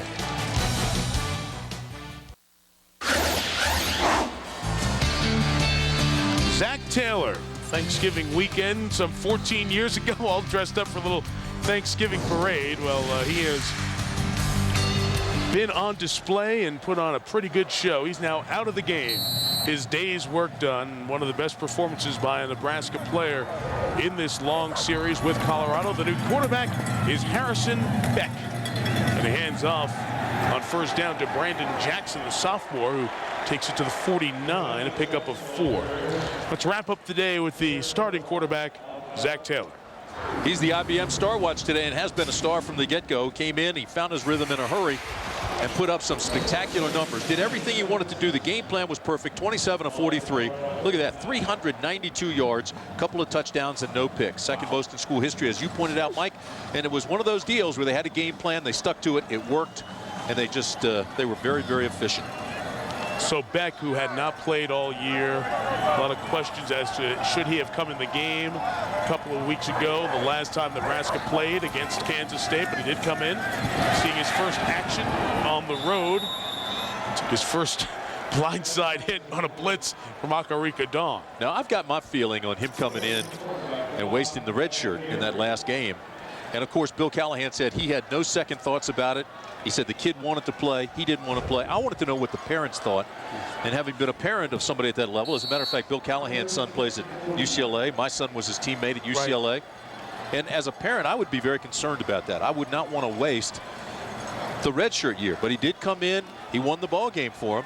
And so you say, all right, well, it paid off, but it's going to shorten his career by 1 year there. And put your coaching hat on, and you said the same thing. Callahan said, hey, we've got our seniors. We're trying to win one last game for them. And Zach Taylor, timeout taken by Nebraska, wasn't going to be out for one series. If he was, he would have kept that red shirt. Right. But he wasn't going to be, so he had to get back in there. Be right back. Timeout Nebraska. 5.5 remaining as Nebraska is on its way to ruining Colorado's Thanksgiving and maybe Big 12 North championship hopes. College football tomorrow, triple header, Virginia, Miami, Oklahoma State, Oklahoma, or South Florida and Connecticut. ESPN has Virginia Tech trying to clinch the ACC division title against North Carolina. Then on ABC, at about the same time, Notre Dame, Stanford. The Irish with a win will get in position where they can be chosen at large in the BCS. Or Georgia Tech. Beck's pass is dropped, incomplete. And we will have fourth down coming up. You know what's amazing to me? Nebraska comes in here, and in the last 8 games played here in Boulder between these two teams, Nebraska is 6-1-1. Amazing. Amazing. Meantime, just updating our security, they had to clear an entire section, restore the order. Nebraska was the top of the Big 12 North at the inception of this divisional play. We're going to show pressure off the corner here. Washington was sneaking in to come for the block. Here he comes. Can't get there. Another penalty. Running into the kicker. Probably be roughing him. And looks like it will keep possession as another object gets thrown onto the field. This one coming from the near side. I think we're getting close to where the game's just going to be called because of all the missiles that are coming down on the field. Well, I was starting to say that section that the referee has to be cleared out. It took quite some time. They finally cleared it out. Now there's uniform presence. There it is. Personal foul, roughing the kicker on the defense. The penalty's 15 yards and an automatic first down. That entire section where the students were had to be cleared out. If you're just joining us because of objects being thrown onto the field, there's the roughing the kicker. They're finally able to clear the people out. They've had to bring a uniformed police presence over to the sideline. Great city, a wonderful university, and because of the action of more than a couple, of about 25, 35 people who've thrown objects, just really put a black mark here on a wonderful weekend and a great scene of college football. What a nightmare for the Buffaloes today. They came out and it looked like they were going to do something. First play, 45 yards. Their next 50 plays, just over 100 yards. The wrong football in there. I think they threw in a Colorado football, perhaps. Each team brings its own footballs to the game. Get the right ball in there. You're right. That first play, run it down the field with Hugh Charles, kick the field goal up 3-0. Nothing since. Peck back at it. Throws into double coverage and zone coverage, and the pass is incomplete. Hey, why don't we show you the BCS standings? Brought to you by Allstate. USC and Texas, it's getting hot at the top there. What a job Fresno State and Pat Hill did last Saturday, deep into the night. Reggie Bush, over 500 yards of all-purpose yardage. Texas pushed today by A&M. Penn State season done. They're in the clubhouse. First one's in the BCS. USC in there. LSU pushed today. As we see these rivalry games late in the season with so much on the line, somebody might be a favorite, somebody might be the team likely to win, but you never know what's going to happen. Brandon Jackson, the carry there. And Nittany Lion fans everywhere. Still thinking about that last play at Michigan. Where they put time back on the clock and they Wolverines scored in Penn State, or they'd be undefeated. There's 2 steps away now. USC, UCLA, and Texas against either Colorado or Iowa State. Those games will be back-to-back on ABC next Saturday, and if the top 2 teams win them, they will be in the Rose Bowl for the national championship. Good job by Jackson, able to maintain his balance. And stay in bounds. Yes, at the 18-yard line, a first down. Remember, we have the football tomorrow on ABC. Our day will start with the Merrill Lynch Skins game over in the desert in Southern California. Fred Couples, Fred Funk join Annika and Tiger. No surnames needed. 3:30 Eastern, 12:30 Pacific on Sunday for the back 9. We'll see you at 1 Eastern, 10 a.m. on the West Coast for the front 9 of Skins tomorrow. A Thanksgiving tradition continues on ABC. Tell me my guy Freddie Funk isn't fun to watch. And does he have fun playing the game? He does. And it's going to be fun to see if Annika outdrives Fred Funk at any point. Because Fred Funk is one of the straightest drivers. Yes. Yeah, exactly. Well, Nebraska takes another timeout. We'll step out as well. 4:02 remaining in the game.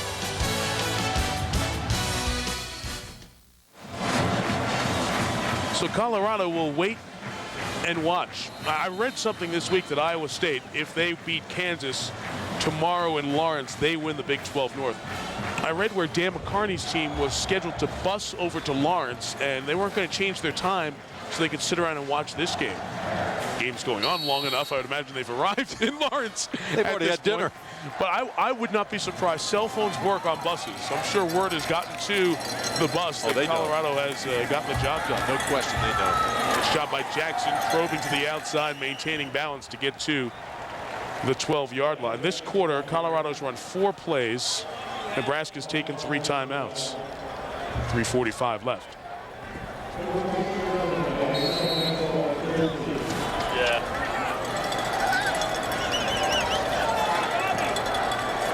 Glenn comes back into the ball game. What a job Jackson's done in there as a runner. You got production at it. All 4 of their running backs today. Ross, Lucky, Glenn, and Jackson. This run by Glenn is stopped. Well, one thing great did happen at this field today. I don't want to leave before we tell you this. Talk about your heartwarming holiday stories. This was earlier today here in Colorado. John Guyton, the senior defensive lineman, proposing to his girlfriend Megan, gets on a knee before his final game here. This is a guy who's interested in stand-up comedy. That's his main hobby. There's no comedy. It was all serious stuff. Megan said yes, and the proposal happening before the game on the field. Hope he doesn't read too much into this game and what that means for their future. I hope not. It's seriously, here's a guy who's a comedian, so I'm sure that they'd be surprised by that whole deal, but delay a game here taken by Nebraska. 5 yards. Should be a delay of quarter. It's the longest quarter in the history of football. Gives me a chance to remind you that time permitting, we'll have a Thrifty Car Rental postgame report with John and Aaron coming up as soon as we're done. You know, Tim, Nebraska's bowl hopes and postseason hopes. There was a conversation coming in of the bowl in Houston, the Champs Sports Bowl in Orlando, and that would be important. Either one to Bill Callahan to get into Texas, get into Florida. A chance for high school coaches to come by and see the program, be around the program, and hear what's going on. Here is Beck throwing incomplete on 3rd down with 2:08 remaining in the game. However, with this victory, Nebraska, a very impressive showing, could open up another bowl possibility depending what happens in the Big 12 championship game. Colorado has not looked very impressive in this game, so a lot of the bowls even higher up, like the Alamo Bowl, will now be in question. What will the Holiday Bowl do? Well, a lot for the folks in the funny colored jackets to figure out. Independence Bowl, Houston Bowl, and Champs are all here today, representatives of those bowls. Nebraska's so used to Orange Bowl, this, Fiesta Bowl, that it doesn't sound like the same thing that made people happy. 32-yard field goal is good by Congdon. He's hit 3 of 4. Not the same that made them happy in the past. However, given what happened last year at no bowl, Nebraska, one, will appreciate going to the postseason. I think, secondly, will benefit greatly from one more month of practice, which comes with getting to a bowl game. And, you know, what happens in college football, I think, is so secular anyway. And with the 25-85 scholarship rule, you've seen a lot of parity. So teams are going up and teams are coming down. Remember the last time the national championship game was played in the Rose Bowl, Nebraska was in it. So, I mean, that wasn't that long ago. And you can see signs now that they're coming back to life. And Phil Callahan certainly hopes so. And you're right about the recruiting aspect of going to certain bowls. And so they'll look at that very closely. Yeah, the 5,000 who came across the border have reason to cheer. They are very proud of what the Huskers have done here this afternoon. Our Chevrolet players of the game on this Thanksgiving Friday. Great performance by Taylor and Ross. We'll give it to Corey Ross for his 142. He's a senior from Denver coming on back here for his final conference game. And Hugh Charles at 12 carries for 78. In recognition of their effort, Chevrolet will make a $1,000 contribution to each university's general scholarship fund.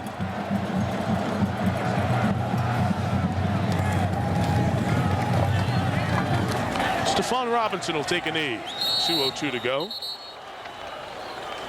Kansas, who talked about playing that game against Iowa State, Kansas needs that to get to a postseason game as well and be eligible. Well, Mike Pearl, Bob Toms, Bob Goodrich, Chris Pfeiffer, Larry Cavallina lead the names going by, but there are the key people on our football family who we've spent every Saturday with along the way.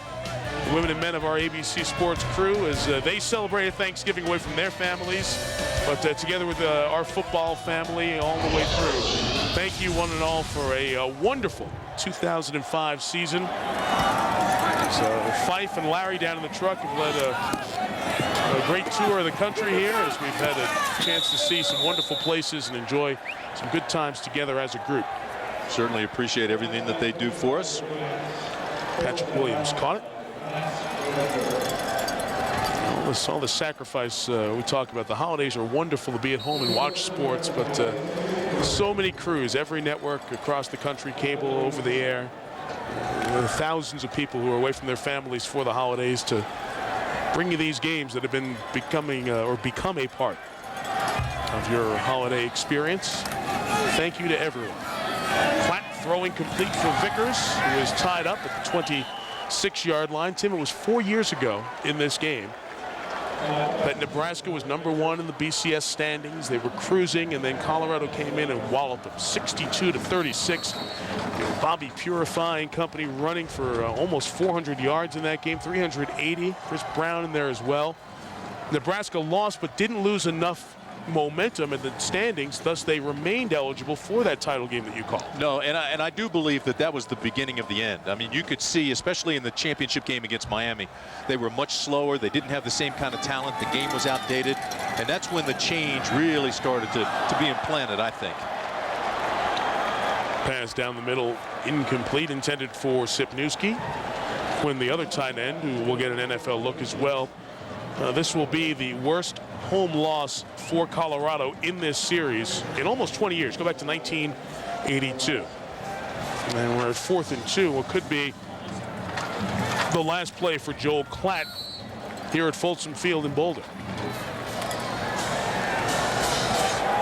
He's had a terrific career. He'll leave the all-time leading passer and have another game to add to it, certainly. And they might have 2 more games. They may have to dust themselves off and play in the Big 12 championship game if Kansas can rise up. I mentioned Mark Mangino's team is going to, at home, try to get a 6th victory. Now the scoreboard's gone haywire. And the clock can't be read. Well, there's one in the corner that says 1:07 that is running just fine, which we can use. The main scoreboard has gone down, but the officials don't see that there's one right over there they can continue to use. The field judge sees it. He points it out to Mr. Castleberry, the referee. How about that? Even the Nebraska coaches are saying, just we'll use that one. We're okay right now. Well, the official time is kept on the field, so.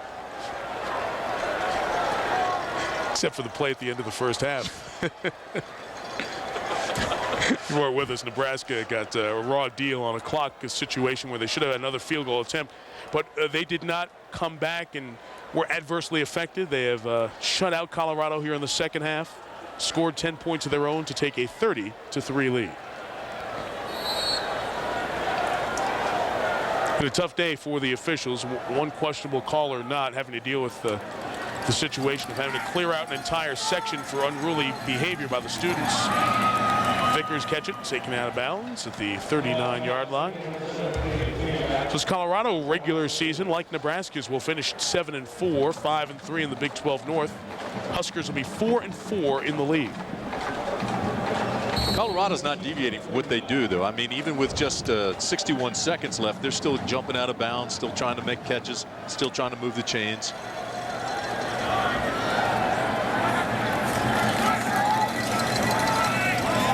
Platt's pass is caught up to the 48-yard line. But that'll stop the clock as well, so they can move the chains with 54 seconds left.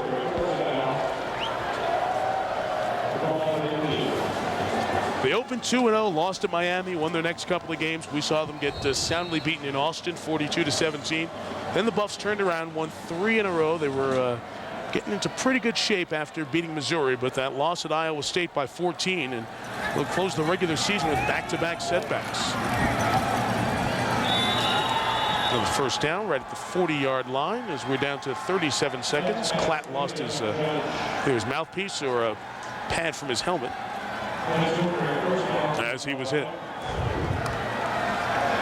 I'm watching Joel down there, and he's still going through his playlist, still looking at his wristband, still trying to make this team move, still trying to get on the scoreboard. It's a senior class, incomplete pass that had gone 20-4 within the North and really dominated this division.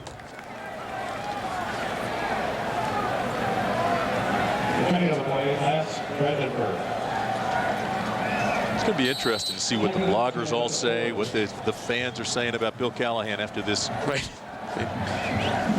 Wouldn't it be nice if, with the same passion, the same vociferous nature, people came and said, what a great job our coach did, as they do so quickly when a guy struggles. Well, whether they like the system or not, whether they like what's taking place or not, or whether they want him there, I think they have to praise this performance. I mean, this was as good as you could get.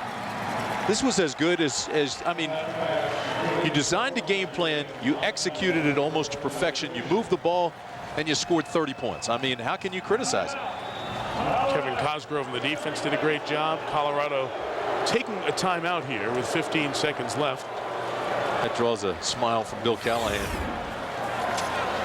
This made him smile quickly as he was doused with the Gatorade. It wasn't me. Bill Callahan, he has a clue of what to do. He did take a team to the Super Bowl, taking the Raiders to the Super Bowl. The loss to John Gruden and the Bucs. What a tough spot that was, as Gruden knew that Raider offense inside out, because he was the coach. That's why I asked him yesterday. I said, you know, I know you hear all this stuff. Matter of fact, a reporter at his press conference this past week said, if you were in charge, would you fire yourself? But he's sticking to his guns. He believes this thing works, and he knows it works. First down, so the clock will stop there with 9 seconds remaining. We mentioned all the people, we saw a lot of the people who help us out throughout the year, thanks to Ben Boma, Joe Gallen, Chelsea Tubb up here in the booth. 30-second timeout. Certainly appreciate what they do. And again, another 30-second timeout taken, draws boos. Just an appreciation for the process of Colorado here. And obviously, and we're all sitting here, so let's go, let's end the game. But these guys are trying to do everything they preach, not give up. If you can score a touchdown, score a touchdown. 30-10 might not make a difference to anybody in the outside world, but for these guys it would. Get on the board, get the offense not to be shut out.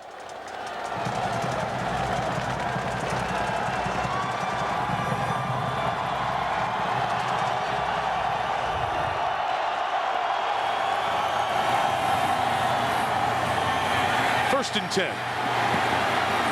Platt rolling, throwing, end zone, incomplete. And the clock goes to 0-0. That is it. What a great win for the Nebraska Cornhuskers. Much maligned team and staff of Bill Callahan have come in to Boulder and thoroughly dismantled the Buffs. 30-3. Nebraska 7-4. Colorado 7-4. And now Iowa State has a chance with a win over Kansas to get to the Big 12 title game. And here's Susie Schuster with the winning coach. Mike, thanks very much. Good thing your quarterback had better aim than the guys that dumped the water on you, but was that one of the more gratifying dumps you've had? Absolutely. I tell you what, I'm really proud of our kids today, Suze. They played so well. They played hard. You know, we were underdogs coming in here, but I'm really proud of all these guys, especially this guy right here. Yeah, 392 passing yards for Zach Taylor, 2 touchdowns, second in school history in passing yardage. How proud are you of him? Like I just said, I'm elated for our team, first off. Our kids, they all played. Offense, defense, special teams. This is the guy that led us today. He did a great job in the huddle. Great job on the field. Zach, you wore shirts that said restored the order. You weren't here last year when the Buffs were able to take care of business. They brought hammers with them to Lincoln. What does this win mean? Oh, it means everything for this program, and just being able to come on to Colorado's home field and beat them like we did. That means a lot to us. Congratulations, guys. Thanks. Susie, thank you. Happy Thanksgiving, everyone. Congratulations to Nebraska on a great effort. Partner, wonderful season. Enjoyed it. Great job, Mike. Thank you very much. With Susie Schuster, Tim Brandt, our producer Chris Pfeiffer, director Larry Cavallina, rest of our ABC Sports crew, Mike Tirico saying so long. Our final score, 30-3 Nebraska. ABC Sports Online, ESPN.com, search ABC Sports.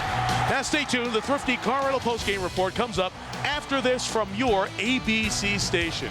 Black Friday, colored red, as the Huskers win by 27, and we say happy Thanksgiving from Boulder. 2 quick toss. What a kick by Ross from Denver, Colorado to the end zone in Boulder. Few gave the Huskers a chance in enemy territory like Boulder, Colorado, but a dominating day by the defense shuts down the Buffaloes. And quarterback Zach Taylor takes to the air to give Nebraska a big win and perhaps ruin Colorado's hopes of a Big 12 championship.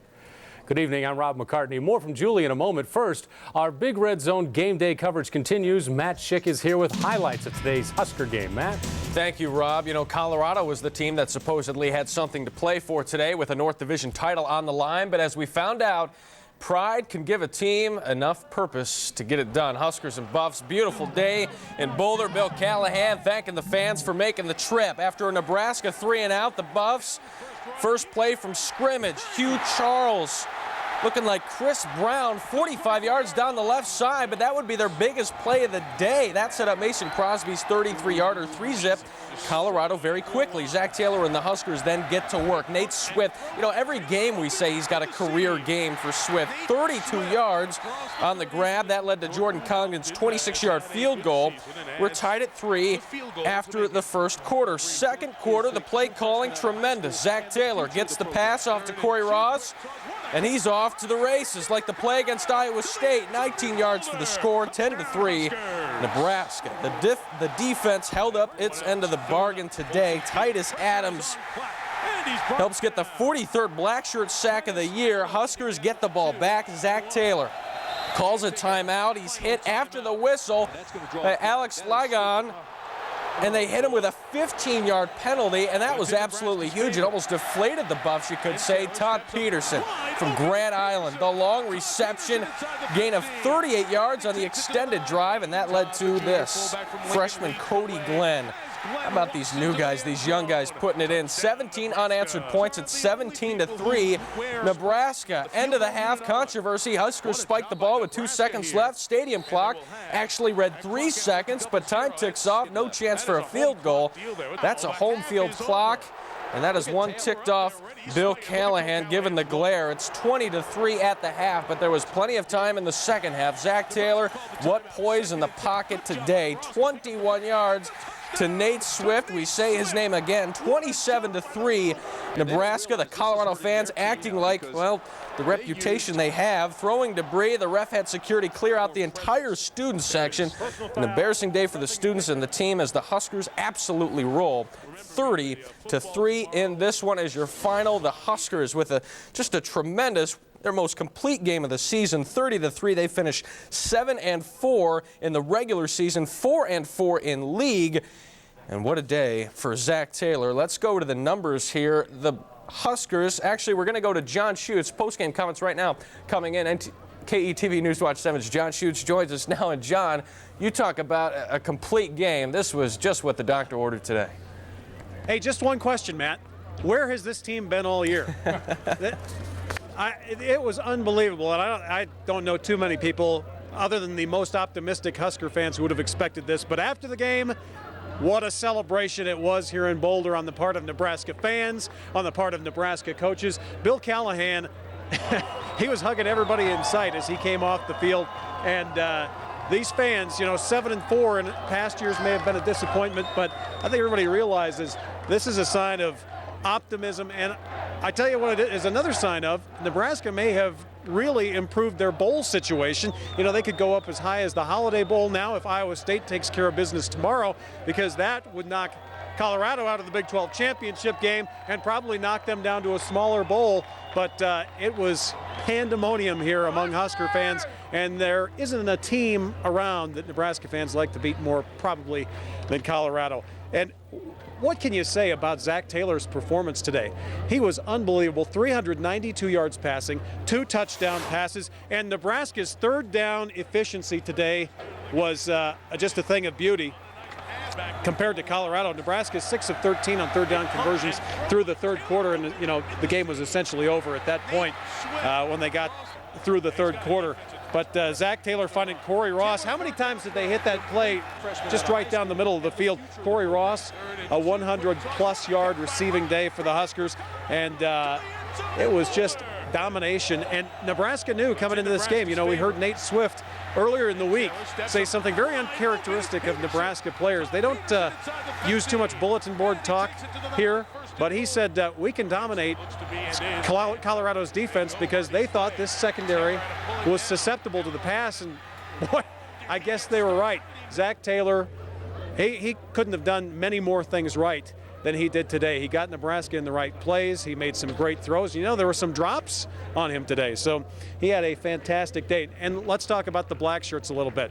Their day was unbelievable. Colorado got that opening drive field goal, and after their second drive of the game, Colorado never got past the 40-yard line of Nebraska until that final drive of the game. And now Coach Bill Callahan, as I understand, is at the podium and ready to talk about this game. I'm proud of the way they kept their composure during the warm-up. And I've been in football for a long time, and I've never seen anything like that transpire before a game. I was really disappointed. But our kids kept their composure, and they came out, and that maintained throughout the course of the game. I'm really proud of that. This was a total team effort. Our special teams, our defense, our offense, all rose to the occasion today, and they were challenged, and they met the challenge today. I can't say enough good things about our team and the players we have here and the fight that they came in here with today. Coach, we kind of like, man, where's this been all season? Well, I think that it's an accumulation of things. We got better in areas and phases, and we never put it all together. And what better way than now and then today than put it all together in a performance like this on the road, where the division leader was 5-0 at home, and really, basically, we were underdogs coming in here. And our kids just played, and it was a great road win for our football team. This can catapult us to some other things down the line, but what a great way to finish the season and go into the bowl year, and we'll see what happens here in the next few days when they make their decisions upon where we're going to go. But I couldn't be any prouder of Zach Taylor and Corey Ross and Danny Bullocks and all that. I can go on and name every guy in this team. I'm just so proud of the way they played today. How much could a win like this maybe serve as the turning point for your staff and what you want to do? I think it's huge. I really do. I think it's such a huge win for our team, for our program, to do this, and to win in the fashion and the style that we did on the road, on national television, in front of America. It spoke volumes for the character and the pride of our kids. So I'm really proud of them. Really proud of them. Is this the best you guys have played since you've been coached? I think collectively it was a tremendous collective effort where everything came together in all three areas, and kids just kept playing hard, and they played very confidently, which was great to see. we've got great belief in their abilities, and we've mentioned that all year long. And old players, young players, everybody came together and blended and gelled well. So I can't say enough good things about how those guys performed today. Did you kind of know some of it was going to have to be, or most of it was going to have to be done throwing the football, Bill, because of their run defense? Well, I just, we sat down and game plan as an offensive staff and looked at the matchups and the formation matchups and adjustments during the course of the 2 weeks that we had to prepare. And I just felt that there were some really good things that we could take advantage of, and you still have to make plays. And they blitzed, they pressured, they played zone, they played 2 deep, 3 deep. They played it all today, and our guys had the answers, and they provided the plays. So they made plays. That was the biggest thing. We made a lot of plays today, and we knew coming in we would have to make plays. The teams that defeated them made a lot of big plays and made them early and made chunks, not just 2 yards, 3 yards, 6 yards. They made chunks, and that's what we had to do today. How about the defense, Coach? Stepped up today. Yeah, superb in every sense. Our coverage was very exact. They're similar to us from an offensive standpoint. A lot of formations, a lot of movements, a lot of misdirection. I thought we did a very good job in the planning and the execution of the plan. I thought Kaz did a great job, really did. He had them down in the first half very well. I think they scored on that first drive. They kicked a field goal and scored, but from that point on, we shut the door on them. Our guys did a very good job. Can you talk about Zach's day and just the composure he kept throughout the day? But I keep telling you guys, he's a smart, intelligent quarterback. But what impresses you is his ability to escape. He's got good escapability, and he knows what to do with the ball. He doesn't throw it up for grabs. He makes good decisions on the move, and he doesn't turn it over. And that's his knowledge of the system. He knows where to go, with the ball. When we're throwing it, running it, and then if he doesn't have an answer, he finds an answer. And that's what I'm most impressed about, is his ability to create and find something within the progression. So my hat goes off to him. And this is a fine Colorado football team, guys. This on film, I'm telling you, when we watched this football team, they were solid in every area. This is a good football team. And for our kids to come in here and play like this, this is a tremendous effort. But we have a lot of respect for their football team and what they've accomplished and what we see on film. We just put it all together today. Bill, what's going on in that pregame deal that you referred to? I just, Steve, you could talk to somebody else. I just really disappointed. I've just never been around anything like that, and I'm just happy our kids kept their composure and paid no mind to it, and that's all I'm going to say about that. You objected to their huddle. Well, Coach Callahan referring early on to that 50-yard line confrontation with the Colorado players before the game. Who knows? That may have gotten this Nebraska team going like no other game we've seen so far this year. But now the road team has won 4 straight times in this series, and it's a huge win, maybe Bill Callahan's biggest win at Nebraska, 30-3 over Colorado on the Buffalo's red letter game that they mark every year. Matt? Unbelievable game for them. John Schutz, thanks. We might check back with you later on in the program here. We want to go and check out the numbers here, the team statistics, and boy, they look as good on paper as they did on the field. 105 yards rushing, but look at those passing yards, 392 to 159. Third down conversions were incredible, and first downs 28-13. Talk about complete domination, and that was just exhibited today in Boulder, Colorado, as Nebraska gets the big win, 30-3. Welcome back. I'm John Schutz in Boulder, Colorado, where the Nebraska Cornhuskers have just hammered Colorado 30-3. And a guy who's probably relishing this just a little bit, Matt Slauson, freshman tackle for Nebraska from Colorado Springs, though. Got to be kind of a big deal for you. Yeah, it was kind of a homecoming situation. I had a lot of family out. My parents, my sister, one of my brothers, my old neighbor from Oregon, and my great aunt and uncle are here. And let's talk about the offense just a little bit. You guys were really clicking today. Zach hit Corey Ross I don't know how many times with that little short dump pass, but you must have seen something with Colorado to take advantage of that. Well, actually, we just played the best that we've ever played. I mean, we've always been striving for that maximum performance peak, and I think today we finally got it. What was the key? I mean, you guys just came out firing, and I believe I said at the beginning of this newscast, where was this team all year long? Do you kind of feel the same way? Yeah, but we just played well. I'm just happy for it. I'm just happy. I got a bunch of things going on in my mind here. Well, Matt, congratulations. We appreciate you taking some time, and we'll be back with Bill's forecast right after this. John Schutt's back live in Boulder, where Nebraska has just beaten Colorado 30-3 behind a great performance by quarterback Zach Taylor, who just talked about the keys to the victory. Just never lost focus on what we were doing. You know, we went 3 and out on the first drive, but after that, you know, I think we scored on the next 4 possessions, something like that. So we just had confidence, and we knew that, you know, their defense wasn't the best we faced, and we kind of got them on the heels early, and so we just knew we could keep putting the ball in the end zone. That's exactly what we did. 392 passing yards, 2 touchdowns for Zach Taylor. Nebraska now 7-4. Rob, we'll have more tonight at 10.